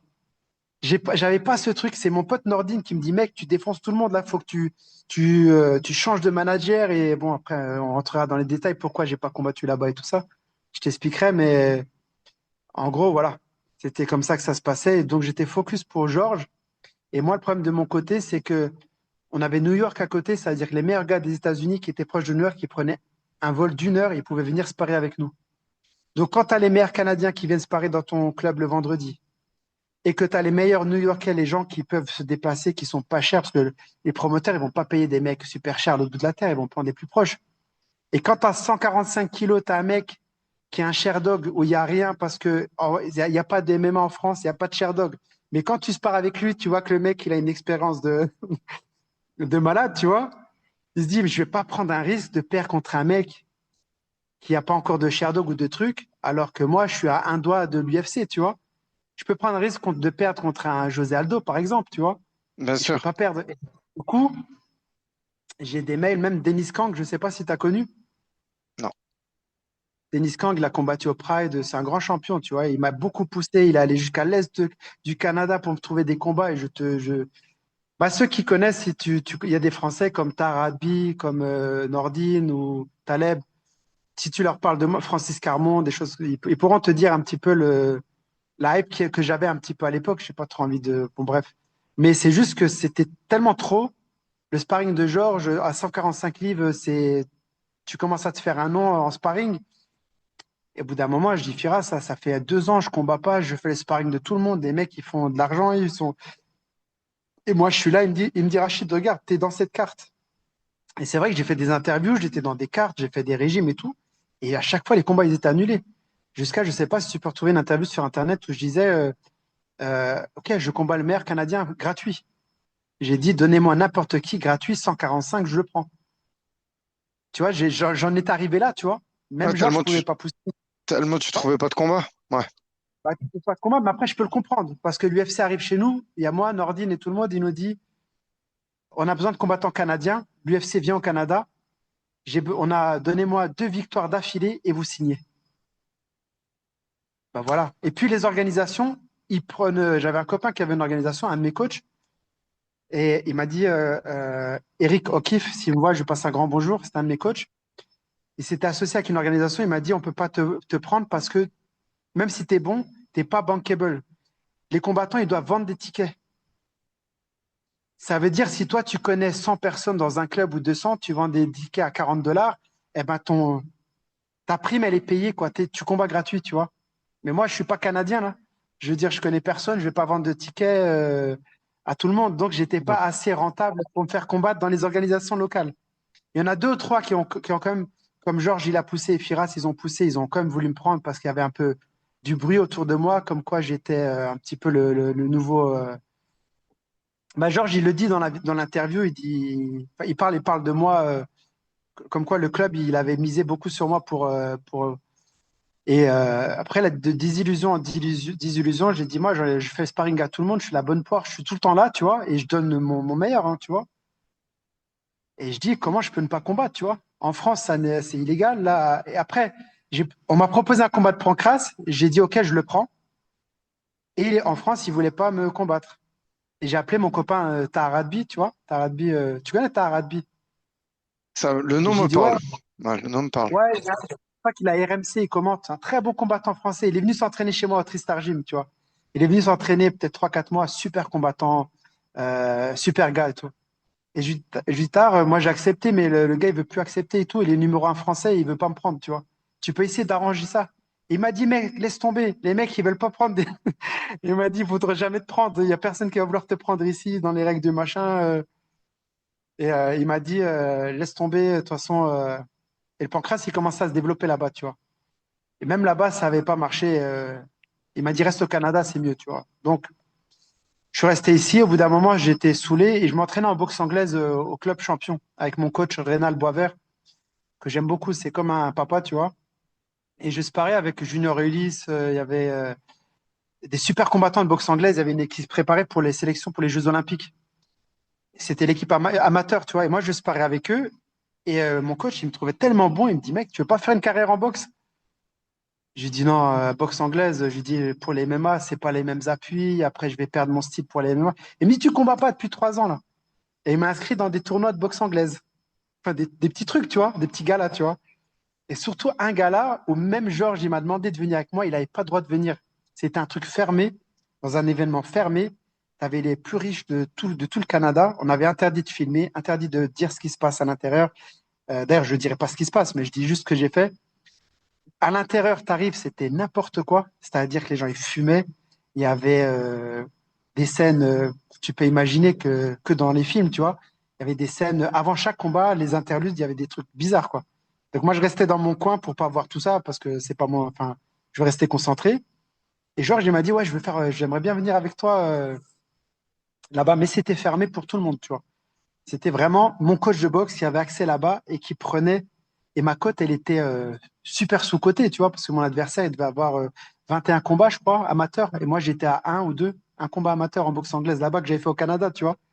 Donc, ils ont tous parié contre moi, tu vois. Sauf un gars, il était complètement sous. Et il m'a dit, j'aime bien ton prénom, j'aime bien ta tête, je vais parier pour toi. Il me dit, je parie 1000 $ pour toi.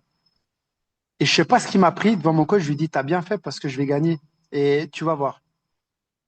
Et après, on arrive au moment du combat, c'était bon. Je me suis dit n'importe quoi, je combats avec un gars solide, hein, un petit trapu très agressif. Et c'est là où j'ai pu voir que ma mobilité, en fait, j'étais très mobile. Et en fait, ça m'a beaucoup aidé parce que le mec, il n'arrivait pas à me cadrer. Et je gagne le combat, le mec, il me touche une fois, je me fais huer par tout le monde, tout le monde était sous alcool et tout. Et je sais pas ce qui m'a pris, j'ai fait un bras d'honneur comme ça pendant le combat. Avec les gants, je leur ai fait, non, il n'y a rien du tout, et je fais un petit truc comme ça. L'arbitre, il m'arrête, il me dit, oh, on se calme. Je dis, mais ils sont tous en train de m'insulter, tu vois. Et ça a créé, ils commençaient à hurler. Du coup, ils voulaient tous que je perde par KO parce qu'ils ont mis leur argent dessus et je gagne. Je gagne le combat à la fin, tu vois.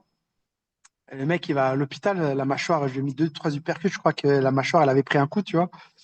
Et le promoteur, il m'a dit, tu reviens quand tu veux, je te paye 2 fois plus. Le mec, il avait parié, il a gagné 10 contre 1. Il est venu, il m'a dit, tiens, je te donne tant et tant, merci et tout, grâce à toi, je t'invite. C'était un truc de fou. C'était vraiment, j'ai vécu un combat en boxe anglaise là-bas, c'était un truc que dans les films, tu vois, toi, Fight Club, c'était n'importe quoi. Mais j'ai gardé une super bonne expérience. Après, j'ai gagné le petit tournoi de boxe anglaise. J'avais encore deux combats là comme ça. C'était pas un super niveau, mais moi, je viens pas de la boxe anglaise, tu vois. Et du coup, ils voulaient me faire passer en l'équivalent de semi-pro, tu vois, pour essayer les Jeux Olympiques en semi-pro. Puis après, ils voulaient me faire passer pro. Parce que tous mes potes sont passés pro là-bas, tu vois. Et je leur donnais du fil à retordre dans le sparring, hein. Ils s'énervaient contre moi, ils devenaient fous parce que mon style, c'était n'importe quoi, tu vois. Non, Je mais ça rentrais, marchait. je sortais. Dès que c'était dangereux, j'accrochais, tu vois, je te laisse pas t'exprimer, tu vois. Et comme je suis rapide de loin, je te frustre. Et c'était un peu ça ma force, tu vois. Incroyable. Et du coup, en parallèle, ouais, tu te retrouves à partir en boxe anglaise, quoi. Ouais, ouais, j'ai beaucoup T'étais, aimé. ouais, t'as beaucoup aimé, t'étais pas un peu déçu quand même, étant donné que tu voulais aller en MMA, enfin, tu vois, et peut-être en plus, vu que tu côtoies Georges Saint-Pierre, enfin, voilà, il y a l'UFC qui est pas loin. T'avais pas de déception à ce moment-là, quand même? Ou tant que tu combats, Ouais, t'étais content? non, je vais te dire un truc. En fait, ça tourne. En fait, je pense que je voulais même pas tant que ça. Parce que Nordine, lui, on avait le même manager, lui et moi. Et Nordine, il m'a dit, écoute, le mec, il a pas le bras long, laisse tomber. Lui et moi, en fait, on était tout le temps interviewés que les Français maudits. Pourquoi vous combattez pas?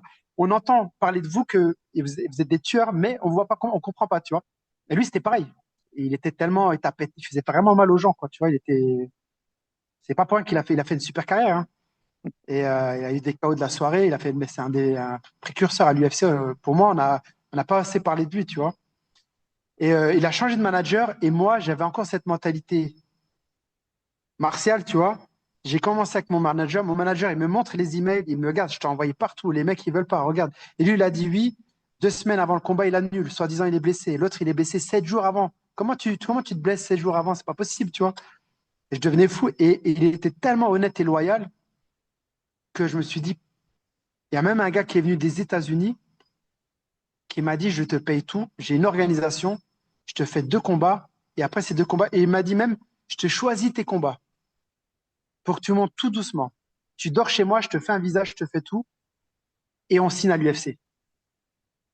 Et je dis, ça veut dire quoi? Ça veut dire que Firas, il fait quoi? Je dois venir m'entraîner là et je pars là-bas combattre. Il me dit, non, moi j'étais naïf, tu vois. Je comprends pas qu'il peut y avoir des coups par derrière comme ça, tu vois, je comprends Ouais, pas. ouais, c'est le business en fait, ouais. Il m'a dit, non, non, tu changes d'équipe. Ah Et moi, j'étais super pote avec Georges, tu vois, on se paraît tout le temps ensemble. Ok, lui, il a fait. Moi, je gagnais rien, tu vois, mais on sortait tous les week-ends, on allait au restaurant la semaine, on passait beaucoup. Enfin, c'était mon pote, tu vois. Et donc, du coup, j'ai j'ai- j'ai pas pu. Nordine, il a changé de manager. Il a explosé, il est tombé sur un mec qui avait le bras long, qui avait de l'argent. Il lui a ramené 2, 3 Polonais, là. Il est monté, enfin, 2, 3 gars de l'Est qui avaient pas peur, qui combattaient pour de l'argent. Et il a signé à l'UFC, il est parti, tu vois. Et moi, du coup, je suis resté sur le côté. Ça ouais. s'est joué à un petit virage, tu vois. C'est- Mais c'est- surtout que, ça s'est joué surtout à un code moral, tu vois. Franchement, c'est fou ce que tu me dis là. C'est très respectable parce que aujourd'hui, à l'heure actuelle, il y en a combien qui auraient changé de team, tu vois. On voit, enfin, tu vois, l'UFC, enfin, aujourd'hui, c'est monnaie courante de changer de coach, de changer de manager. Et toi, à l'époque, ouais, t'avais cette, mais je pense que ouais, j'avais cette discipline-là, déjà voilà. martiale, tu vois. Et je pense aussi que inconsciemment, j'avais suffisamment nourri mon ego en me disant que regarde ce que tu as fait avec les top 5 de l'UFC, avec Kenny Florian, qui venait se parer avec moi parce qu'il combattait contre José Aldo pour la ceinture. Et Ouais, donc, tu peux voir sur mon Instagram, j'ai une photo avec lui au camp d'entraînement avec Georges Saint-Pierre et tout ça, pendant son camp d'entraînement pour l'aider contre José Aldo parce qu'il disait, le mec, il est explosif comme José Aldo, fais un camp avec lui et tu vas voir, il va te préparer pour le fight. Donc, moi, tu vois un mec comme ça, tu dis, putain, le mec, je vais prendre des rounds là. Quoi- Je me dis, le mec qui combat pour la ceinture, tu lui prends des rounds, l'état avec voilà. des top 5, tu lui prends des rounds. Et tu avais Nordine derrière, il devenait fou, mon pote Nordine. Il me disait, mais punaise, ah, il me dit, arrête de penser comme un paysan. Ah Il me ouais, dit là, il m'a dit, faut que tu fonces, tu vois. Et moi, c'est impossible. Impossible. Je vendrai jamais pour de l'argent, pour une fille, pour quoi que ce soit, mes coachs, mes amis. Parce qu'au fond, tout part et tu restes tout seul avec ton âme et tu dialogues avec elle. Qu'est-ce que j'ai fait pendant ma vie, tu vois? La notoriété, elle part, la richesse, elle part, la hype, elle part. Mais ce que tu as accompli, ça part pas, tu vois. Si c'est gravé dans ton âme, tu vis avec. Et je peux pas vivre avec les habits de quelqu'un d'autre. Je dois vivre avec mes propres vêtements, tu vois.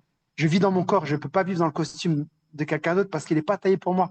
Je vivrais dans une illusion, tu vois ce que je veux dire? Et j'ai grandi avec ces principes-là, plus ou moins. Donc, ça me suffisait.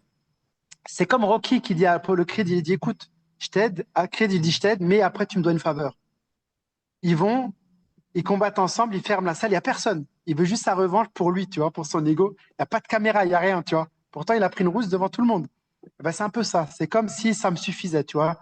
J'ai, voilà, c'est comme si que tout le monde sache mon niveau, qui je suis. Je me dis, là, j'ai l'élite du monde. Ah, ici, les gens, ils me demandent des conseils, des trucs de fou, tu vois. Ils me demandent comment tu fais cette technique, c'est incroyable. Et ça me suffisait que mes pairs me valident. Tu vois ce que je veux dire? Mais tout à fait, tout à fait. Et c'est honorable et c'est très respectable ce que tu dis là, Rachid, en tout cas. Du Tristar, comment ça s'est terminé du coup avec Georges Saint-Pierre, avec Firas? Bah, moi, en fait, j'ai une proposition aux Émirats pour venir travailler et entraîner les forces spéciales par un ami à moi qui s'appelle Zizou. Il se reconnaîtra, tu vois, je peux pas en dire plus.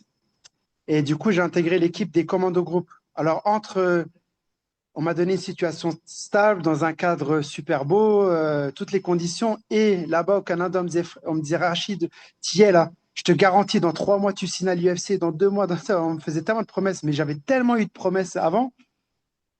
Et dans mon cœur, je sentais que ça me suffisait. Tu vois, c'est bizarre, hein, mais je sentais que j'avais répondu à ce que mon âme me demandait depuis que j'avais commencé, de me dire, t'es avec le maire du monde, t'es avec les maires du monde, qu'est-ce que tu vaux? Tu vois, c'est comme et du coup j'avais cette réponse, donc j'étais plus vraiment. Après en combat c'est différent, sparring et combat c'est pas la même chose, tu vois. Mais voilà, j'avais ça donc du coup quand j'ai cette proposition, je me suis dit un tien vaut mieux que deux que tu as. Surtout j'étais avec Ivan Menjivar, il a combattu pour la demi-finale de la ceinture de l'UFC contre Rija Faber. Il a 14 ou 15 combats, je crois, ou même plus à l'UFC. Il est chauffeur de bus. Il me dit, dans 2 combats, je finis, après je ferai chauffeur de bus et tout, j'ai un entretien. Je dis quoi? 17 combats à l'UFC, le premier combat, c'est le premier adversaire de Georges Saint-Pierre, Ivan Menjivar. Bah, j'étais son sparring principal. Regarde le premier combat contre Georges, ils ont fait un bête de combat, tu vois. Et il est chauffeur de bus. Et quand j'ai vu ça, je me suis dit, bon, ça y est, ma réponse, elle est là, je pars, tu vois. Je pars à Abu Dhabi, et du coup, quand je suis arrivé aux Émirats, c'est la capitale du Jiu-Jitsu. Et j'ai vu les primes qu'il y avait en grappling et en Jiu-Jitsu. Je dis, oh, ça paye plus qu'en MMA, tu vois, surtout il y a 13 ans. Et donc, j'ai bouffé toutes les compétitions de grappling, je gagnais tout et je prenais tout ce qu'il y avait à prendre, tu vois, je raflais tous les prix. Et j'étais déjà avec Alex Mansalves, qui est le bras droit de Fabio Gurgel, qui est le créateur de Alliance. Je sais pas si tu connais. Fabio Gurgel, enfin, Gurgel. Et on a Checkmat, une des pieux de. Bon, on a plein de champions. On a plein de champions. Si un jour tu veux qu'on parle de Jiu-Jitsu, que je te ramène des champions brésiliens, des trucs, ici tu te régales. On en a tellement là, il y a que ça. J'ai dû apprendre le portugais. Bon, je parle comme Tarzan, mais j'ai dû apprendre le portugais, tu vois, pour les entraîner. Et du coup, je combattais que ici au World Pro, les championnats du monde ici d'Abu Dhabi. Et parce qu'ils payaient super bien, quoi. Tu pouvais prendre 5 000 euros, 7 000 euros, 10 000 euros. C'était incroyable, tu vois. À côté de ton salaire, de ta vie. Et je me suis dit, je vais combattre à Abu Dhabi, Desert Force. C'était le Desert Force, ça s'appelait à l'époque. Et après, qu'est-ce qui se passe? Il tape mon nom. Eh ben, personne ne veut combattre contre toi. Qui c'est qui va combattre un Maghrébin? Parce que Desert Force, c'est que entre Maghrébins. Ça veut dire déjà le niveau des Maghrébins à l'époque, c'était pas top. Ou des Arabes, tu vois, c'était débutant. Mais alors, tu ramènes un mec. Voilà. Qui c'est qui va te prendre avec un Sherdog où il n'y a rien ou des trucs? Donc, tu vois, c'est. Il voit que tu as une expérience de fou, mais d'un autre côté, donc je passe pareil. Donc, je suis resté en Jiu-Jitsu jusqu'à qu'on m'a proposé de combattre à Tokyo. J'ai rencontré un copain japonais ici, du K1, il s'appelle Sakai, c'est un combattant de K1, il a fait une belle carrière en K1, avec Farid Biom et tout ça, on se parait tout le temps ensemble. Et il m'a dit, mec, tu spares trop bien, tu devrais combattre au K1 au Japon. Et je lui ai dit, ouais, non, K1, c'est pas trop mon truc, je préfère MMA parce que. Il m'a dit, ah, tu fais du MMA et tout, ouais. Et du coup, il m'a vu sparer, il est venu me voir en sparring en MMA. Il a filmé un sparring et ils m'ont appelé au Japon tout de suite. Ils m'ont dit, on le veut dans 2 mois, tu vois. Donc, je vais au Japon. Moi, c'était mon rêve. J'ai 39 ans à ce moment-là, ou 38, 39 ans. Mais comme je fume pas, je sors pas, je bois pas, je passe mes journées soit à lire, soit à m'entraîner. Tu as vu, là, dimanche, j'ai fait sparring avec mes élèves. Du coup, il m'a proposé de combattre au Japon.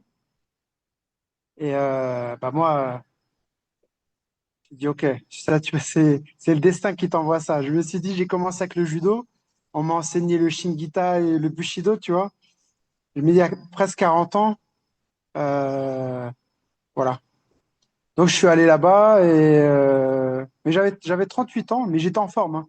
Comme je t'ai dit, même maintenant, j'ai 44, mais je m'entraîne 2 fois par jour, tous les jours. J'ai beaucoup de pros, enfin, j'ai pas mal de pros, beaucoup de Brésiliens. Et j'ai des gens qui tournent pas mal et je me sens encore super bien, tu vois. T'es encore Moi, là, ouais.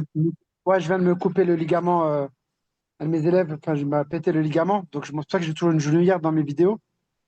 Ça fait 3 mois, le ligament, il est sectionné. Donc, je reviens tout doucement et je mets une genouillère. Mais comme j'ai jamais arrêté, j'ai une bonne hygiène de vie, je fume pas, je vois pas, je spare au moins 3 fois par semaine.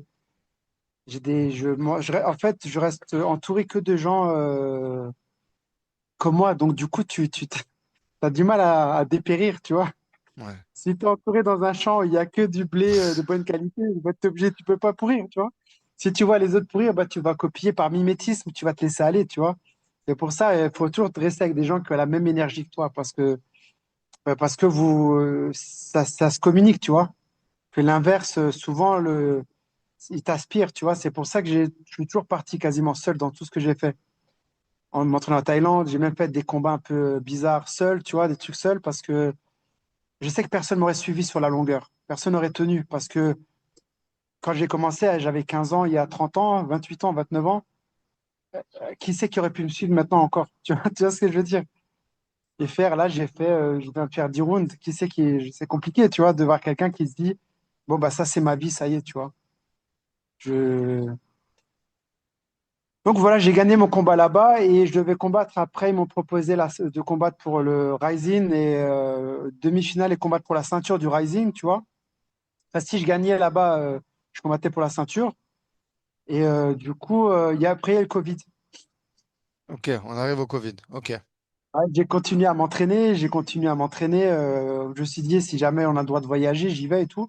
Parce que j'ai vu le gars qui avait la ceinture et franchement, dans la forme dans laquelle j'étais et tout, enfin, je sens que j'aurais pu. En plus, moi, j'aime les règles là-bas. Pourquoi j'ai aimé le Japon? Parce que c'est un peu les règles comme le Pride. Tu as le droit de mettre des coups de pied à la tête au sol, tu as le droit de mettre des coups de genou au sol à la tête, les stompes et tout ça. Et moi, j'aime bien parce que comme je suis explosif, s'il y a un trou, un truc ou un truc, j'ai vite le réflexe d'enchaîner. Tu vois ce que je veux dire? Et comme je me suis toujours entraîné comme ça depuis quand j'étais jeune, j'ai gardé ça, tu vois. Moi, Jaurès, mon élève, quand il combattait au Japon, il a combattu au Rising, tu vois. Bah, on faisait shoot et box, tu vois, les comme au Brésil, les pas au sol, kicker au sol, à la tête et tout. C'était vraiment à l'ancienne, tu vois. Et après un an de Covid, ça dure. Je continue à m'entraîner. De toute façon, je m'arrête jamais. J'aime ça, tu vois. Et j'ai Jimmy Vino, je sais pas si tu connais. Bien sûr. Ouais, Jimmy. Il a fait sa transition en MMA maintenant, qui combat à l'ARES. Ouais, bah, il a fait son premier combat avec moi en MMA. Ah, j'ai pu voir sur ton Instagram, ouais. Et du coup, C'était à Abu Dhabi, c'est ça, non? ouais, c'était à Abu Dhabi. Et t'as vu qui c'est qu'il a pris? Il a pris le gagnant de l'Ultimate Fighter, là, du top. Alors, je me rappelais pas de son adversaire, mais je me rappelais qu'il Là, avait gagné. c'est Donachenko, c'est celui qui vient de gagner Ah le ben, tournoi du top. oui, Daniel Donchenko. T'as posté sa photo et on a fait un combat de malade avec Jimmy. Et, 2 mois avant, il savait même pas faire une langouste au sol, toi, tu vois. Mais attends, j'avais même pas fait Donc, le rapprochement que Daniel Donchenko, il avait affronté Jimmy Vienno. ouais, ouais. Incroyable. Jimmy. Bon, et du coup, on me donne plein de gars, des gars bizarres, des Russes, 20 combats, 20 victoires, des tueurs en grappling. J'ai dit, mais c'est quoi que vous me donnez là? Oui, mais les champions du monde de Muay Thai. Oui, mais c'est pas le même sport. Le mec, tu le jettes dans l'eau, si c'est pas nager, c'est pas nager. Tu vois ce que je veux dire? Bien sûr. Hein, tout à fait. Donc, on a trouvé Donachenko qui était solide, qui Ah était un ben, combattant très fort déjà. Il était invaincu avant d'affronter Jimmy. Jimmy, c'est sa première défaite. Il en a une deuxième, mais c'était controversé, donc il en refait une revanche et il a gagné. Donc officiellement, sa vraie défaite, vraiment, c'est Jimmy, quoi. Il a affronté un gars solide. Il avait le game plan, il était parfait. Comme Jimmy commençait, donc il réfléchissait pas beaucoup. Il t'emmène au sol. On a travaillé comment se relever du sol, comment pousser, comment aller à la cage. Il a bouffé ça. Je lui ai mis des Brésiliens qui sont champions du monde sur le dos toute la journée, quoi. Le premier jour, je sais pas s'il va m'en vouloir, tu vois, mais je vais raconter une anecdote, tu vois. Le premier sparring qu'on a fait vraiment, s'est tellement fait laver, tu vois. Il s'est assis, il a rien dit, et j'ai vu qu'il avait les yeux rouges, tu vois. Et je sais qu'il s'attendait, mais il voulait que je lui parle, mais il voulait pas venir vers moi. Il avait une fierté, tu vois. Et je m'assois vers lui, je lui dis, frérot, ça va? Je lui dis, écoute, ce que tu vis, c'est normal. Et si tu le vis, c'est que c'est bien. Parce que si t'es pas un vrai champion, si t'es pas un mec qui est prêt à mourir pour gagner, pour que ton nom il reste sur le marbre, tu te fais laver comme ça et tu repars et tu vas au McDo, tu vois. T'as mal maintenant parce que t'es fait différent des autres, tu vois. Et c'est pour ça que t'as mal. C'est pas une honte. Cette douleur-là, tu la sens. Demain, tu vas t'entraîner pour plus jamais la sentir. Garde-la en tête. Il m'a regardé, je lui dis, frère, c'est un autre sport. Tu les prends en Muay Thai, tu mets KO tout le monde. C'est pas du Muay Thai. Comment tu peux accepter que les autres ils puissent être moins forts parce que c'est pas leur sport, mais quand toi tu vas dans un autre sport, tu n'acceptes pas, tu vois. Et du coup, toute la journée, je lui mettais des grappleurs, mais de niveau mondial, hein, sur le dos, non-stop. Pas de stratégie, pas de jujitsu, pas de temps de perdre du temps pour une clé de bras, machin. Ça, t'as pas le temps d'être bon pour ça, tu vois. Tu tombes au sol, tu te relèves, tu tombes au sol, tu te relèves, tu l'empêches de travailler en étant mobile, à la cage, pareil. Et du coup, il est resté que sur le game plan. Il a failli le mettre KO au deuxième round. Et il aurait pu le mettre KO s'il avait continué à enchaîner avec les coups. Mais comme il n'a pas d'expérience, il cherchait un trou pour lui faire encore plus mal. Alors qu'en MMA, quand le mec il KO fois, tu mets une rafale de coups, l'arbitre il arrête, tu vois. Il peut plus se défendre. Et lui, il était là, il l'observe. Moi, je devenais fou. Je dis, mais frappe! Et il a fait un super combat, tu vois. Et là, je crois qu'il a gagné son deuxième combat. Et son troisième combat, je crois qu'il a perdu. Le gars, Ouais. il a plus contrôlé et tout ça. Et c'est dommage parce que Jimmy, vraiment, hein, si je dois dire un gars tu m'as dit un mec qui t'a impressionné, c'est vraiment Jimmy. J'ai boxé avec beaucoup de champions, hein. J'ai boxé, c'est-à-dire. Mais il n'y a aucun gars que quand il me faisait des esquives, moi-même, j'étais content, tu vois. Tu vois, c'est trop beau, c'est un art, tu vois. À un moment, il m'a fait une esquive, j'envoie une droite, il me met dans le vent, je fais waouh, ça, c'est un art, tu vois, c'est de la boxe. Alors que normalement, tu dois te sentir humilié, tu vois. Mais moi, je me cache pas derrière l'excuse de l'âge ou n'importe. Et lui, il me dit, punaise, pour un vieux, là, t'es solide, tu vois. Je dis, il n'y a pas de vieux, là, on est deux hommes. Tu me bats ou je te bats, il n'y a pas de vieux ou n'importe, tu vois. Et c'est le gars il est vraiment, je pense que il a vraiment un potentiel incroyable, mais il faut vraiment qu'il se concentre, quoi. Parce que Jimmy, la télé, il est demandé à droite, à gauche. Achille, s'il te plaît. Achille, Achille, je suis en interview, s'il te plaît. Excuse-moi. Non, t'inquiète, t'inquiète. Ouais, ouais, il est beaucoup sollicité médiatiquement, Jimmy Veno. C'est vrai que Euh, c'est compliqué d'allier euh, la carrière et enfin le côté médiatique et la carrière ouais. de combattant. Mais enfin, on lui souhaite le meilleur, hein, qu'il revienne là de sa défaite. Et en plus, il est dans la meilleure organisation, tu vois. En France, il est à l'ARES, donc ils lui feront pas de cadeau, tu vois. Lui, avec son nom. Ouais. C'est tuer ou être tué, quoi, clairement. Donc, ouais. C'est comme Alexis Barbosa, tu vois, c'est un combattant aussi, je sais pas si tu connais, il a été champion au One Championship. Alexis Oui, oui, je vois. Nicolas Je vois, oui, Barbosa, bah, Nobla, Nobla, je crois. Oui, ouais, pareil, tu vois, il est à l'arrêt, bah, et voilà, ils prennent que des bons combattants et c'est chaud, quoi. C'est chaud. ouais, c'est une bonne marqueur. Ouais, Il y a ouais. Mais beaucoup bon, d'attentes. Il y a beaucoup d'attentes envers ces combattants qui, justement, avant ont eu une carrière en pied-point. ouais. Mais bon, on devrait rebosser bientôt ensemble. On va essayer de donner une bonne direction, mais c'est vraiment un combattant, hein. Franchement, c'est vraiment l'instinct, quoi. Si tu veux voir un combattant qui a de l'instinct, pas un bon praticien ou un bon technicien ou un bon bagarreur, un mec qui a vraiment du feeling, c'est vraiment. Moi, je l'ai vu ici, il a démonté des champions de l'UFC. Je l'ai emmené à Dubaï, c'est pareil, je vais pas dire des noms, tu vois, mais il a sparé des champions de l'UFC, enfin des champions, pas qui ont la ceinture, mais des mecs bien classés. Il les a défoncés, là.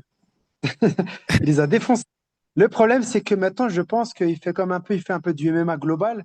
Il se concentre trop sur des clés, des machins, des trucs. Il devrait rester sur son système anti-lutte jusqu'à que ça, c'est bien solide pour commencer vraiment un travail plus spécifique de grappling, tu vois. Il doit vraiment plus se concentrer à ce qu'on t'emmène pas au sol. Tu vois ce que je veux dire? Ouais, Ça, ça me faut que fait. ce soit. Ce que tu dis là, ça me fait penser un peu à Fernand Lopez qui disait ça de Cyril Gane. Tu vois, quand il arrive, il a ce niveau de Muay Thai, il dit on va focus sur ses points forts. On va pas, t'es bon en pied-point, on va pas faire de toi un excellent mec en lutte ou au sol. Le but, c'est que dès qu'on t'amène au sol, tu sais juste te relever et derrière, on capitalise sur tes points forts qui est le striking, quoi. Donc C'est ça. ça rejoint ce que tu dis. C'est un peu ta vision, ça. Justement, je voulais qu'on transitionne un petit peu. C'est quoi ta vision du coaching, euh, Rachid? C'est quoi toi ta vision pour être un bon coach de MMA en 2026? Voilà. Déjà, oui, moi, je pense que, comme tu as dit, même si j'ai du kung-fu, bah, garde ton style, tu vois. Parce que tu peux surprendre, tu peux faire des choses qui sont imprévisibles. c'est ta façon d'être bon, tu vois. Mais on va greffer un jeu qui va avec ton style. Tu peux pas changer la vraie personnalité d'une personne. Quand tu changes son style, tu changes ta personnalité. Et tu dois être toi quand tu combats, sinon tu es quelqu'un d'autre et ça marche pas. C'est pour ça que je dis souvent, copiez pas les gens, inspirez-vous, mais copiez pas. C'est comme Rumi, le philosophe soufi, qui disait, je peux marcher avec vous, mais je peux pas marcher pour vous, tu vois. Je peux te montrer la voie, mais je peux pas marcher pour toi. Tu vois, tu dois marcher pour toi. Et je pense qu'il faut être un bon coach. J'ai pas la prétention d'être un bon coach, mais j'essaye en tout cas. Ça, je sais que je m'y attache tous les jours. J'essaie de faire de mon mieux, tu vois. Mais je pense qu'il faut être comprendre son poulain, tu vois, parce que faut beaucoup de psychologie, il y a beaucoup de choses qui se passent par le non-verbal, qui est de l'intuition. Et je pense que quand tu as beaucoup d'expérience et que tu as eu beaucoup de gars et que tu as comme moi, tu as roulé ta bosse, tu arrives à sentir tes adversaires, tes élèves quand c'est bon, quand c'est pas bon, quand c'est la limite, t'as pas à franchir parce que là, ils peuvent craquer en camp d'entraînement. Il y a des mecs qui sont très bons, mais les camps d'entraînement trop durs, ça les brise. Ils perdent confiance. Et tu as des gens, c'est des tueurs au camp d'entraînement, mais en combat, c'est plus la même chose, tu vois. Donc, c'est à toi d'essayer de les ramener confiants le jour J à l'heure H et à la minute M. Et c'est ça qui est compliqué. Et c'est là qu'il faut être bon, tu vois. Par exemple, Benoît Saint-Denis, je pense qu'il est meilleur que Paddy, tu vois. Ouais. Mais je ne veux pas critiquer la stratégie. Ils ont peut-être une stratégie qui, pour eux, paraissait valable, hein. Moi, j'en aurais peut-être une autre, tu vois. Mais je pense qu'il est meilleur. Et quand tu penses que tu es meilleur que quelqu'un, le temps te donnera la victoire, tu vois. Si moi, je sais que je suis meilleur que toi, j'ai pas besoin de rusher dans la première minute parce qu'on va laisser à l'aléatoire la chance. Tu vois ce que je veux dire? Tu laisses le coup de dé sur un coup au hasard, un lucky punch, un coup de genou, tu sais pas. Que si tu es bon et si tu sais que tu es meilleur que la personne, le combat est mieux, il a mieux fait de durer, tu vois. Parce que plus tu es bon, plus tu peux exprimer ton art et marquer tes points, tu vois. Je pense que Saint-Denis était meilleur que lui sur quasiment, peut-être pas sur le jiu-jitsu pur, mais même sur le grappling, je pense qu'il est meilleur, tu vois, vraiment. C'est un très beau combattant, très complet. Et après, il avait une stratégie, je ne veux pas la juger, hein, elle était peut-être bonne ou pas. Après, tu sais, Khabib, il a contre Poirier, moi j'étais dans leur vestiaire. Pour le combat contre Poirier, j'étais dans le vestiaire comme j'étais dans le coin de Nordine. Et travailler la guillotine pour fatiguer Poirier une fois ou deux, pour que Poirier il ait plus d'anglaise, quoi. Une Ouais. fois qu'il essaie de trois guillotines, il est mort. Comme c'est un mec qui tape fort avec les poings, et ben, il ne touche pas, tu vois. Et donc, ça peut être une stratégie qui peut être bonne, tu vois. Mais voilà, je ne veux pas juger ça, mais je pense que tu dois connaître ton élève parce qu'il y a beaucoup de mental, tu vois. Et tu as des mecs, je pense que le mental peut faire beaucoup. Parce que quand tu ouvres la cage, tu fermes, tu es tout seul. Si le mec, il dit derrière moi, moi, je leur dis tout le temps, tu écoutes, j'ai une solution à tout. Ton adversaire, il aura jamais plus d'expérience que moi, que j'ai en MMA, tu vois. Et son coach, il aura jamais plus d'expérience que moi en coaching. Moi, je le prends coach contre coach, tu vois. Je me dis, moi, je m'occupe de son coach, je m'occupe du game plan, toi, tu t'occupes de l'adversaire. Tu vois ce que je veux dire? Bien sûr.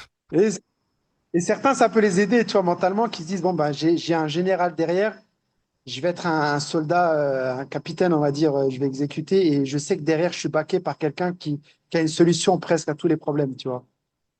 C'est ma façon de les rendre un peu confiants, tu vois. Toi, tu es à Abu Dhabi aujourd'hui. La salle où tu enseignes, c'est quoi? Là, je Et suis En fait, j'entraîne J'ai arrêté, ça fait 13 ans que j'étais pour les commandos groupes d'Abu Dhabi. ouais, tu m'as dit, ouais. Combattant d'élite de Jiu-Jitsu brésilien, on a vraiment une des meilleures équipes au monde de Jiu-Jitsu brésilien.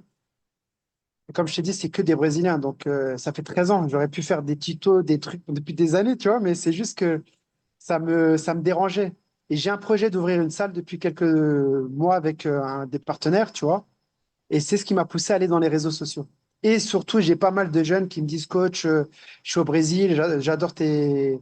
Parce que des fois, j'ai des élèves qui filment, tu vois, et j'ai un problème pour ce combat-là, mon adversaire. Et à force, je dis, autant faire des vidéos, tu fais pour tout le monde. Le monde entier peut profiter un peu de ton expérience, tu vois. Et ok, tu deviens un petit peu mainstream. Moi qui suis un petit peu, tu vois, un peu, je vis seul avec mon sabre, tu sais, comme un renin, tu vois, un samouraï sans maître. Et du coup, je me suis retrouvé là. Mais Mais je suis quand même nourri par, j'ai une communauté, j'ai tellement de gens, surtout mes élèves ici, vraiment, ils m'aiment vraiment.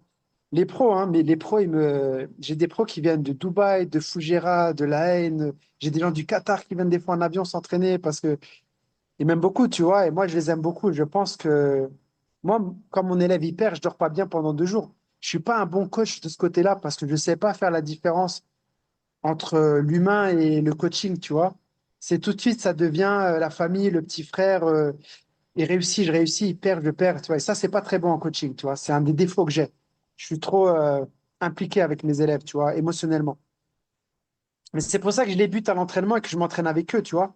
Parce que moi, si j'ai 44 et je me pousse et j'arrive à vous faire du mal et que vous combattez pour le PFL, pour la ceinture d'Abu Dhabi Warrior, j'ai Mehdi là qui va, il est en demi-finale, il a battu alors main event du PFL Dubaï, le champion local qui a été naturalisé parce qu'il n'est pas d'Abu Dhabi, de Dubaï, tu vois. Ils l'ont naturalisé parce que c'était un champion, un combattant vétéran du UFC. On était appelé pour perdre, tu vois. Et on a fait un super combat et on a gagné, tu vois. Ah, j'ai vu Mehdi Mais, Saïdi, ouais. ouais, mais par contre, l'entraînement ne me demande pas des faveurs, tu vois. Je ne peux pas t'envoyer si je suis pas sûr que tu es prêt, tu vois. Et c'est pour ça que je mets les gants tout le temps avec eux, parce que des fois, les rounds, je veux que les mecs ils donnent une intensité ou qu'ils donnent un style que des fois, je vois mes élèves, ils font pas. Si le mec il est gaucher, reste gaucher. Si les mecs il envoie beaucoup de crochets, fais. Quand tu spares avec un gars qui combat, tu spares plus pour toi, tu spares pour l'autre. Et ça, c'est important dans une équipe. Il faut que tu aies des élèves qui se disent, je spare pour toi. C'est plus je spare pour moi, tu vois.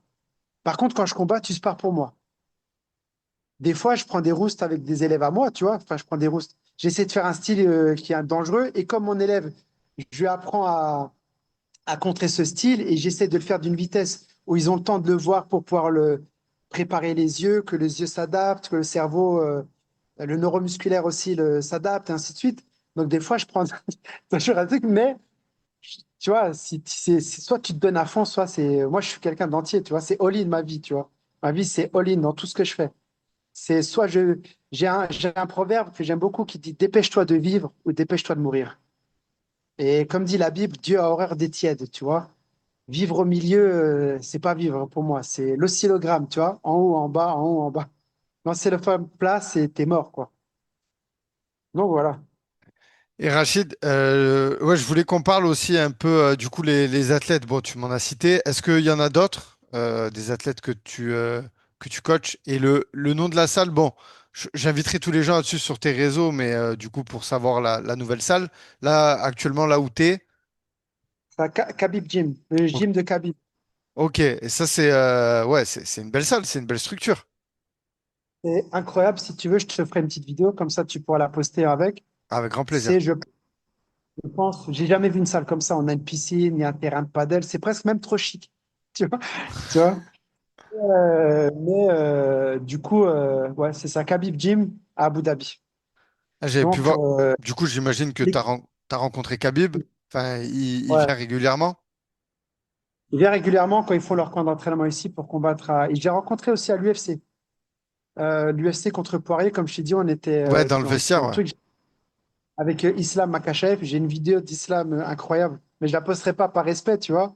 Mais en train de crier comme un fou pour coacher pour Khabib, quand Khabib combattait. Il tapait avec la chaise, il criait comme un fou. Et moi, j'étais avec Firas. Avec Firas, j'étais avec les frères Azaital là, à l'époque qui combattaient. Et je filmais comme ça pour voir les mecs comme ils sont, quand c'est leurs potes qui combattent, ils donnent leur vie, tu vois. J'ai filmé ça comme ça, mais je le garde pour moi. Et on était avec, ouais, avec Islam et tout ça. Et son père, son défunt père, Allah yarhamou, qu'on me dise, tu vois, père à son âme. Je les ai croisés là-bas. Après, on se croise un peu de temps en temps. Enfin, ici, quand ils viennent, ça va. Et puis moi, j'aime pas trop parler trop longtemps, tu vois.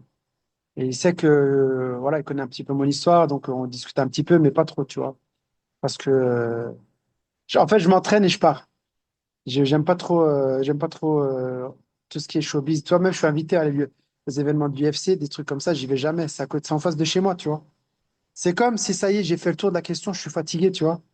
Ouais. Même préparer les combattants, j'aime bien les préparer, avoir une stratégie, un game plan, les pousser, mais j'aime pas les jours du combat. Des fois, j'essaie d'avoir un assistant pour qu'il les coach, mais le problème, c'est qu'il préfère que je vienne, tu vois. Donc, tu vois, je vais à l'hôtel, tu redors là-bas, tu pars quand tu as fait ça tellement d'années et tout. C'est la partie que j'aime le moins. Aller coacher les gens, voyager, prendre l'avion. Tu vois, c'est la partie que j'aime le moins. Tu vois, un peu, ça brille trop. C'est trop. Je sais pas, j'ai l'impression que c'est trop. Quand tu as connu autant de. Surtout tous les camps d'entraînement avec Georges, on a fait tellement avec les caméras, les trucs. Et Vandame, il est venu s'entraîner avec nous. C'était n'importe quoi. C'était tellement trop que je me suis perdu un petit peu et que j'aime bien. J'ai envie de me recentrer sur moi et des choses simples, tu vois. Donc, euh, donc voilà, Khabib Gym, si vous venez à Abu Dhabi, contactez-moi. Je vous invite à faire un entraînement gratuit, à sparer avec mon équipe. Si vous venez de la part de After Fight, une des meilleures chaînes, plus respectueuses d'infos, vous serez la bienvenue. Je voulais qu'on Le parle. bienvenu. C'est très gentil en tout cas pour les auditeurs. Je leur souhaite de pouvoir aller à ta rencontre et d'aller là-bas. Et j'en doute pas pour l'accueil. Je voulais qu'on parle des vidéos là que tu as mis en place. Justement, il y en a une qui a énormément fait le buzz. Elle a fait presque 2 millions de vues sur Instagram. Où je trouve ça vraiment très intéressant. C'est ton approche un peu de la défense du single leg avec le Muay Thai. Est-ce que tu peux nous parler un peu de ça? Bien sûr, je laisserai les gens aller voir ton Instagram et scruter tout ça parce qu'il y a beaucoup de vidéos. Et je crois que tu vas en faire encore beaucoup. Mais à nous parler de d'où Ouais. ça devient ça. Euh, Moi, j'aime bien tu sais, l'idée du début, chaque art martial s'affronte, tu vois. Et Ouais. chacun veut prouver que son art est le meilleur. Il y a eu l'ère des grappleurs, parce que les mecs ne savaient pas défendre. Mais maintenant que si tu vois tous les champions de l'UFC, moi je suis un grappleur à la base, hein. Je viens du judo, du sambo, de la lutte et tout, même si j'adore la boxe, tu vois. Mais on est dans l'ère des strikers, parce que maintenant, si tu sprawls bien deux, trois fois, si tu sais comment faire de l'anti-lutte, avec la transpiration, la sueur, tu vois, ça devient de plus en plus. Même les bons grappleurs sont. Il n'y a que Khabib qui arrive à courir après toi, prendre deux, trois coups dans la tête et pas tomber KO et t'attraper. Mais même Issam, il se met à boxer, il boxe avant d'avoir le bon timing. C'est plus comme à l'époque, tu vois. Mais c'est plus compliqué maintenant de venir juste avec 10 JJB faire du MMA. C'est compliqué. Parce que même dans la gare, tu as le grand impact, les coups de coude dans la tête, tu transpires, tu glisses. C'est très compliqué, quoi. Et il y a beaucoup de tutos sur le grappling et c'est très bien, hein. Et je voulais un peu axer, comme j'aime beaucoup la boxe thaï, je me suis entraîné avec beaucoup de champions. Et c'est pas, c'est donner des armes pour ceux qui viennent du Muay Thai et après, je donnerai des armes pour ceux qui viennent de la lutte contre les mecs du Muay Thai, tu vois. C'est pas un art contre un autre, tu vois. C'est juste aiguiser chaque épée avec une autre épée, tu vois. On aiguise le fer par le fer. Et je pense que c'est pas une confrontation, c'est juste dire comment, quand tu es un bon lutteur, et Dieu sait que là, tu vois, je suis dans le gym de Kabylie, quoi. Des Russes, j'ai des élèves du Tadjikistan, du Kirghizistan, d'Ouzbékistan, j'ai tout ce qui finit en stan, tu vois. Des Russes, et Sacha qui est champion de Russie de sambo. Et moi-même, je suis bon lutteur. Je suis connu pour être un très bon lutteur, entre guillemets, tu vois. Très explosif, tu vois. Mais je ne suis pas amoureux d'un style. Chaque sport a ses failles et c'est une question juste de timing. Bien sûr que toutes les techniques ne marchent pas à tout moment et avec tout le monde. Tu vois ce que je veux dire? Mais je pense que plus ta dame à ton flèche, à ta flèche, et plus tu peux être créatif et plus tu es imprévisible. Et c'est comme ça que des mecs comme Anderson Silva ont mis des KO qu'on pouvait pas croire impossibles, des coups de coude enfin, debout bizarres. Des mecs créatifs ont pu surprendre des mecs très académiques parce que t'as pas les armes pour voir venir ce qui vient. C'est différent, tu vois. Et c'est pas parce que tu l'as jamais vu que ça peut pas marcher. Il y a bien un mec qui va le faire une première fois, tu vois. Et moi, j'ai comme optique de ce que je fais, ce que j'enseigne, je l'ai déjà pratiqué soit en combat, soit à l'entraînement. Et surtout, mes élèves, je leur dis jamais rien. Des fois, je filme, des fois, je filme pas, mais je spare et je leur dis pas ce que je vais faire. Que ce soit réaliste, tu vois. Et parce que je teste pour moi avant tout. Je vois des techniques comme j'ai maintenant, ça fait tellement d'années que je regarde des vidéos et des tonnes, ne serait-ce que pour voir les adversaires de mes élèves, qui c'est qu'ils ont affronté avant, quel style était difficile pour eux. T'imagines le nombre de vidéos que j'ai décortiquées toute ma vie là?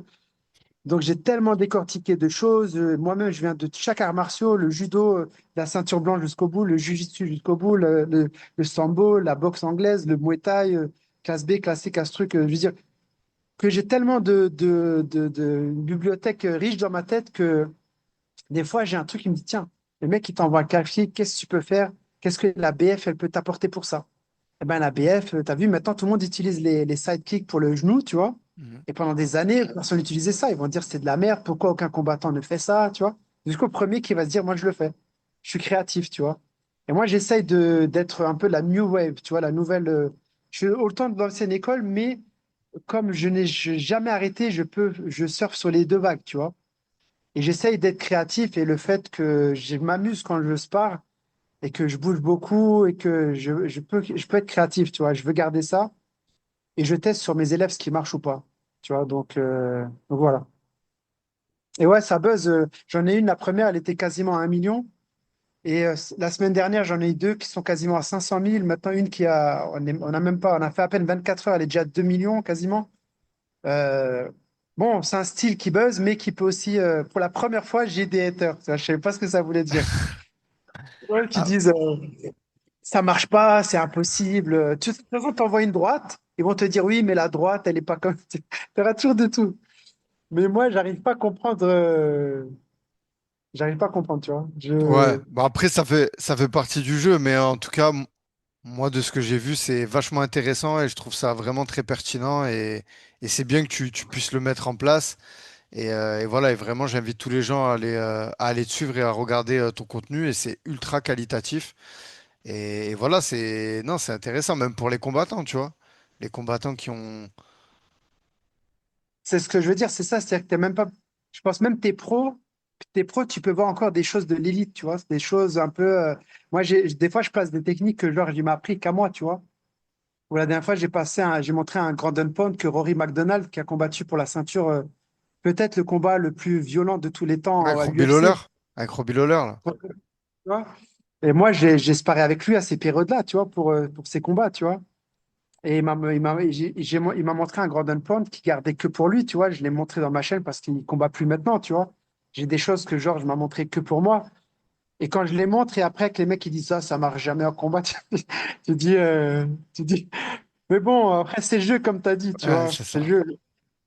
En fait, j'ai même pas, je te promets, j'ai vraiment pas j'ai que de la bienveillance vraiment pour les gens, tu vois. Sauf s'ils sont irrespectueux.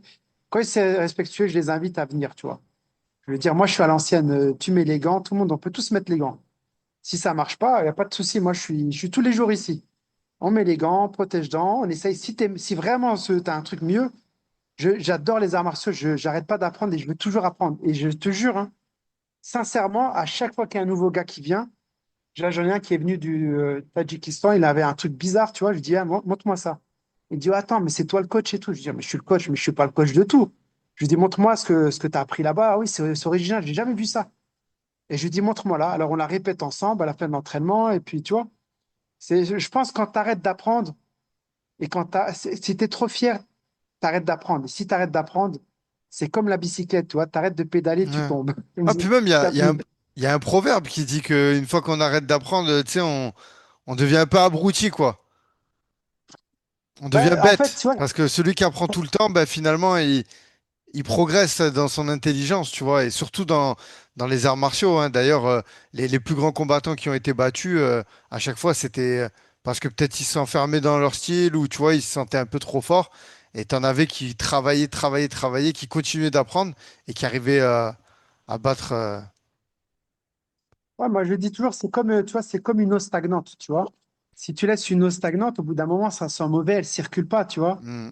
Et au bout d'un moment, ça pue et puis tu peux pas la boire. Alors que dans une rivière, tu vois, il y a toujours du mouvement. C'est fluide, c'est sain, c'est bon. Bah, ton cerveau, c'est pareil, quoi. Il faut tout le temps l'alimenter avec du courant, avec de l'énergie, avec des informations. Sinon, il s'abrutit, tu vois. Ça devient stagnant et puis tu réfléchis pas bien, tu vois. Tout à fait. Je voulais qu'on parle un petit peu. Qu'est-ce que tu as pensé un peu de l'évolution du MMA en France? Toi qui as suivi ça de loin, quand tu vois bah, depuis 2020, ça fait 6 ans dans la légalisation. Est-ce qu'il y a des combattants que tu suis, que tu trouves franchement, on a parlé de Benoît Saint-Denis tout à l'heure. Comment tu as suivi un peu le MMA en France? Écoute, moi, je suis un peu particulier, tu vois. Je suis dans les MMA, mais je n'aime pas regarder du MMA, tu vois. Il y a beaucoup de personnes comme toi, tu sais, dans le MMA.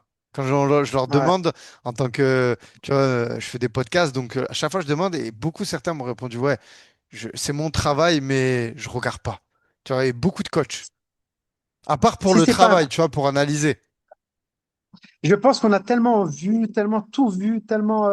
À part s'il y a un truc vraiment. Même quand ça hype, j'attendrai les résultats. Tu vois, en fait, j'ai tellement vécu l'ascenseur émotionnel entre les combattants, en tant que combattant, en tant que coach et machin, tout ça, que j'ai plus le besoin d'aller voir pour avoir cette adrénaline. Tu vois, cette adrénaline, je la prends en sparring. La sérotonine, la dopamine après l'entraînement, là, je me booste à mort et puis ça me suffit. Tu vois. Mais franchement, il y a des écoles comme celle. Il y a plein d'écoles. J'ai mon copain Eddy et de Modern Impact, c'était l'entraîneur, je crois, de Baki, tu vois, à Ouais, Sarrebourg. Eddie Carda.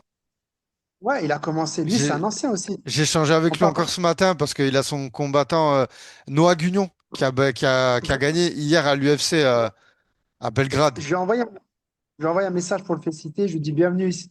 Si tu veux t'entraîner ici, toi, c'est des mecs comme ça, ils ont personne, quoi. Normalement, ils devraient avoir 100 000 abonnés, Ouais, des gens qui des sponsors. C'est des mecs ils sont discrets en plus, tu vois, ouais, c'est ils prévu font que je le leur. reçoive. C'est prévu que je le reçoive sur After Fight. Je l'avais vu sur un gala, enfin un gala de MMA à Grenoble, justement où il accompagnait Noah et il m'avait dit je suis le coach de Baki. Enfin voilà, très discret, très humble, un peu comme toi, tu vois. Là aujourd'hui on te voit sur les réseaux parce que voilà, je pense qu'autour de toi les gens t'ont dit vas-y, fais des lives, Ouais. du contenu, mais je veux dire sinon il y a Ils beaucoup. m'ont Mes élèves, ils m'ont pris la tête. Mais ça, c'est qu'on n'a jamais vu. Mais montre, tu connais tellement de choses. Vas-y. Mais même moi, Je dois- Rachid, je te remercie de m'avoir accordé du temps et je te l'ai dit en off, mais là, tu vois, de toute l'histoire que tu m'as racontée, je suis subjugué et ça m'étonne et je suis honoré de le mettre sur After Fight, tu vois, que tu l'aies raconté Ah, nulle part ailleurs, c'est incroyable. Si j'avais pu, je serais venu même à Abu Dhabi le faire en présentiel, tu vois, parce que vraiment, ton parcours, il est incroyable. C'est on fera un entraînement ici filmé. un grand J'ai des plaisir. élèves on va passer du micro à l'entraînement, tu vois. Bien- Non, mais vraiment, ton parcours, il est incroyable, tu vois, tout ce que tu as pu me raconter. Et j'imagine, il y en a. Si tu vraiment tu devais tout me raconter, je pense qu'il y en aura encore pour 2 heures, tu vois. Donc, mais c'est incroyable en tout cas. Je répète, mais c'est bien que tu commences à le documenter, même si c'est pas facile les réseaux aujourd'hui. En plus de ouais, coacher, tout ça, c'est dur de tout faire. Tu me ouais. l'as dit avant qu'on enregistre, tu m'as dit c'est un job les réseaux, c'est un travail. Mais moi, je peux pas. Sincèrement, je te mens pas. Je peux pas. Je me perds dedans. C'est pas moi. Mais une fois que ça se lance un peu plus, déjà là, j'ai délégué les réponses il y a certaines réponses, je réponds, mais quand c'est trop, là, aujourd'hui, là, je sais pas, 1000 réponses, je peux pas répondre à tout le monde, tu vois. Donc, j'ai délégué une de mes élèves, Ok. et elle, elle me demande des fois des choses, je lui réponds, mais sinon, en général, elle connaît plus ou moins mes réponses. Et petit à petit, je vais déléguer de plus en plus pour me concentrer que sur les techniques et le développement de la chaîne, tu vois. Et ouais, comme Eddie, voilà, du Modern Impact, tu as l'entraîneur de Marion Fiorot, je sais plus Ouais, comment il Aldric s'appelle. Cassata. Aldric Cassata. Ouais, excuse-moi, Aldric, si tu m'entends.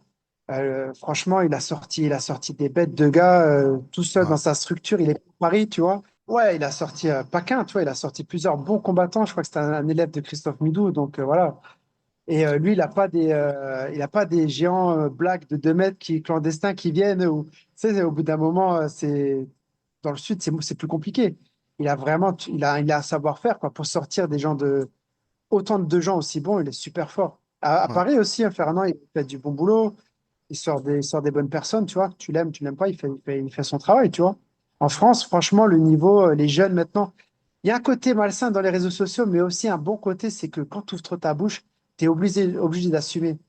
Donc, OK, ils veulent des sponsors, ils veulent de la hype, mais maintenant, entraînez-vous comme des chacals parce que tout le monde va vous attendre au tournant, là, tu vois. Ouais. Et ils ont raison parce qu'ils peuvent se nourrir de ça. Et maintenant, ils ont des. Imagine, nous, moi, si Georges, enfin, bon, je ne veux pas trop parler de ce genre de truc, mais si on m'aidait pas pour un petit peu, pour avoir mes prods, mon loyer, mon truc, machin, avec les sponsors et tout, je vis comment, tu vois? Tu vois ce que je veux dire?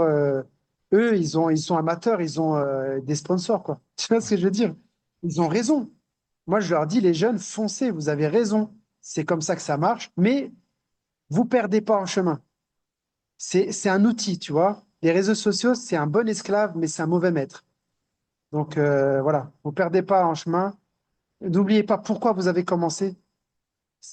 Parce que les gens, au bout d'un moment, ils vous aiment, ils vous détestent. Ça change. Voilà. Mais n'oubliez pas pourquoi vraiment profondément. Trouvez-vous vous-même qui vous êtes. Et une fois que vous saurez qui vous êtes, vous saurez pourquoi vous le faites. Et quand vous saurez pourquoi vous le faites, l'opinion des gens vous intéressera plus après ça. Eh ben, écoute, Rachid, je pense qu'on va arriver à la fin. Je pense qu'on a fait le tour. Franchement, c'était un superbe échange. Et j'ai pris, je le répète, mais encore énormément de plaisir. J'espère que les auditeurs aussi se sont régalés au travers de toutes ces anecdotes et ton parcours. Et juste avant de clôturer, il y a le five, c'est 5 petites questions que j'ai préparées. Est-ce que tu es prêt? Vas-y. KO ou soumission? KO. Combat ou entraînement? Entraînement. Cardio ou musculation?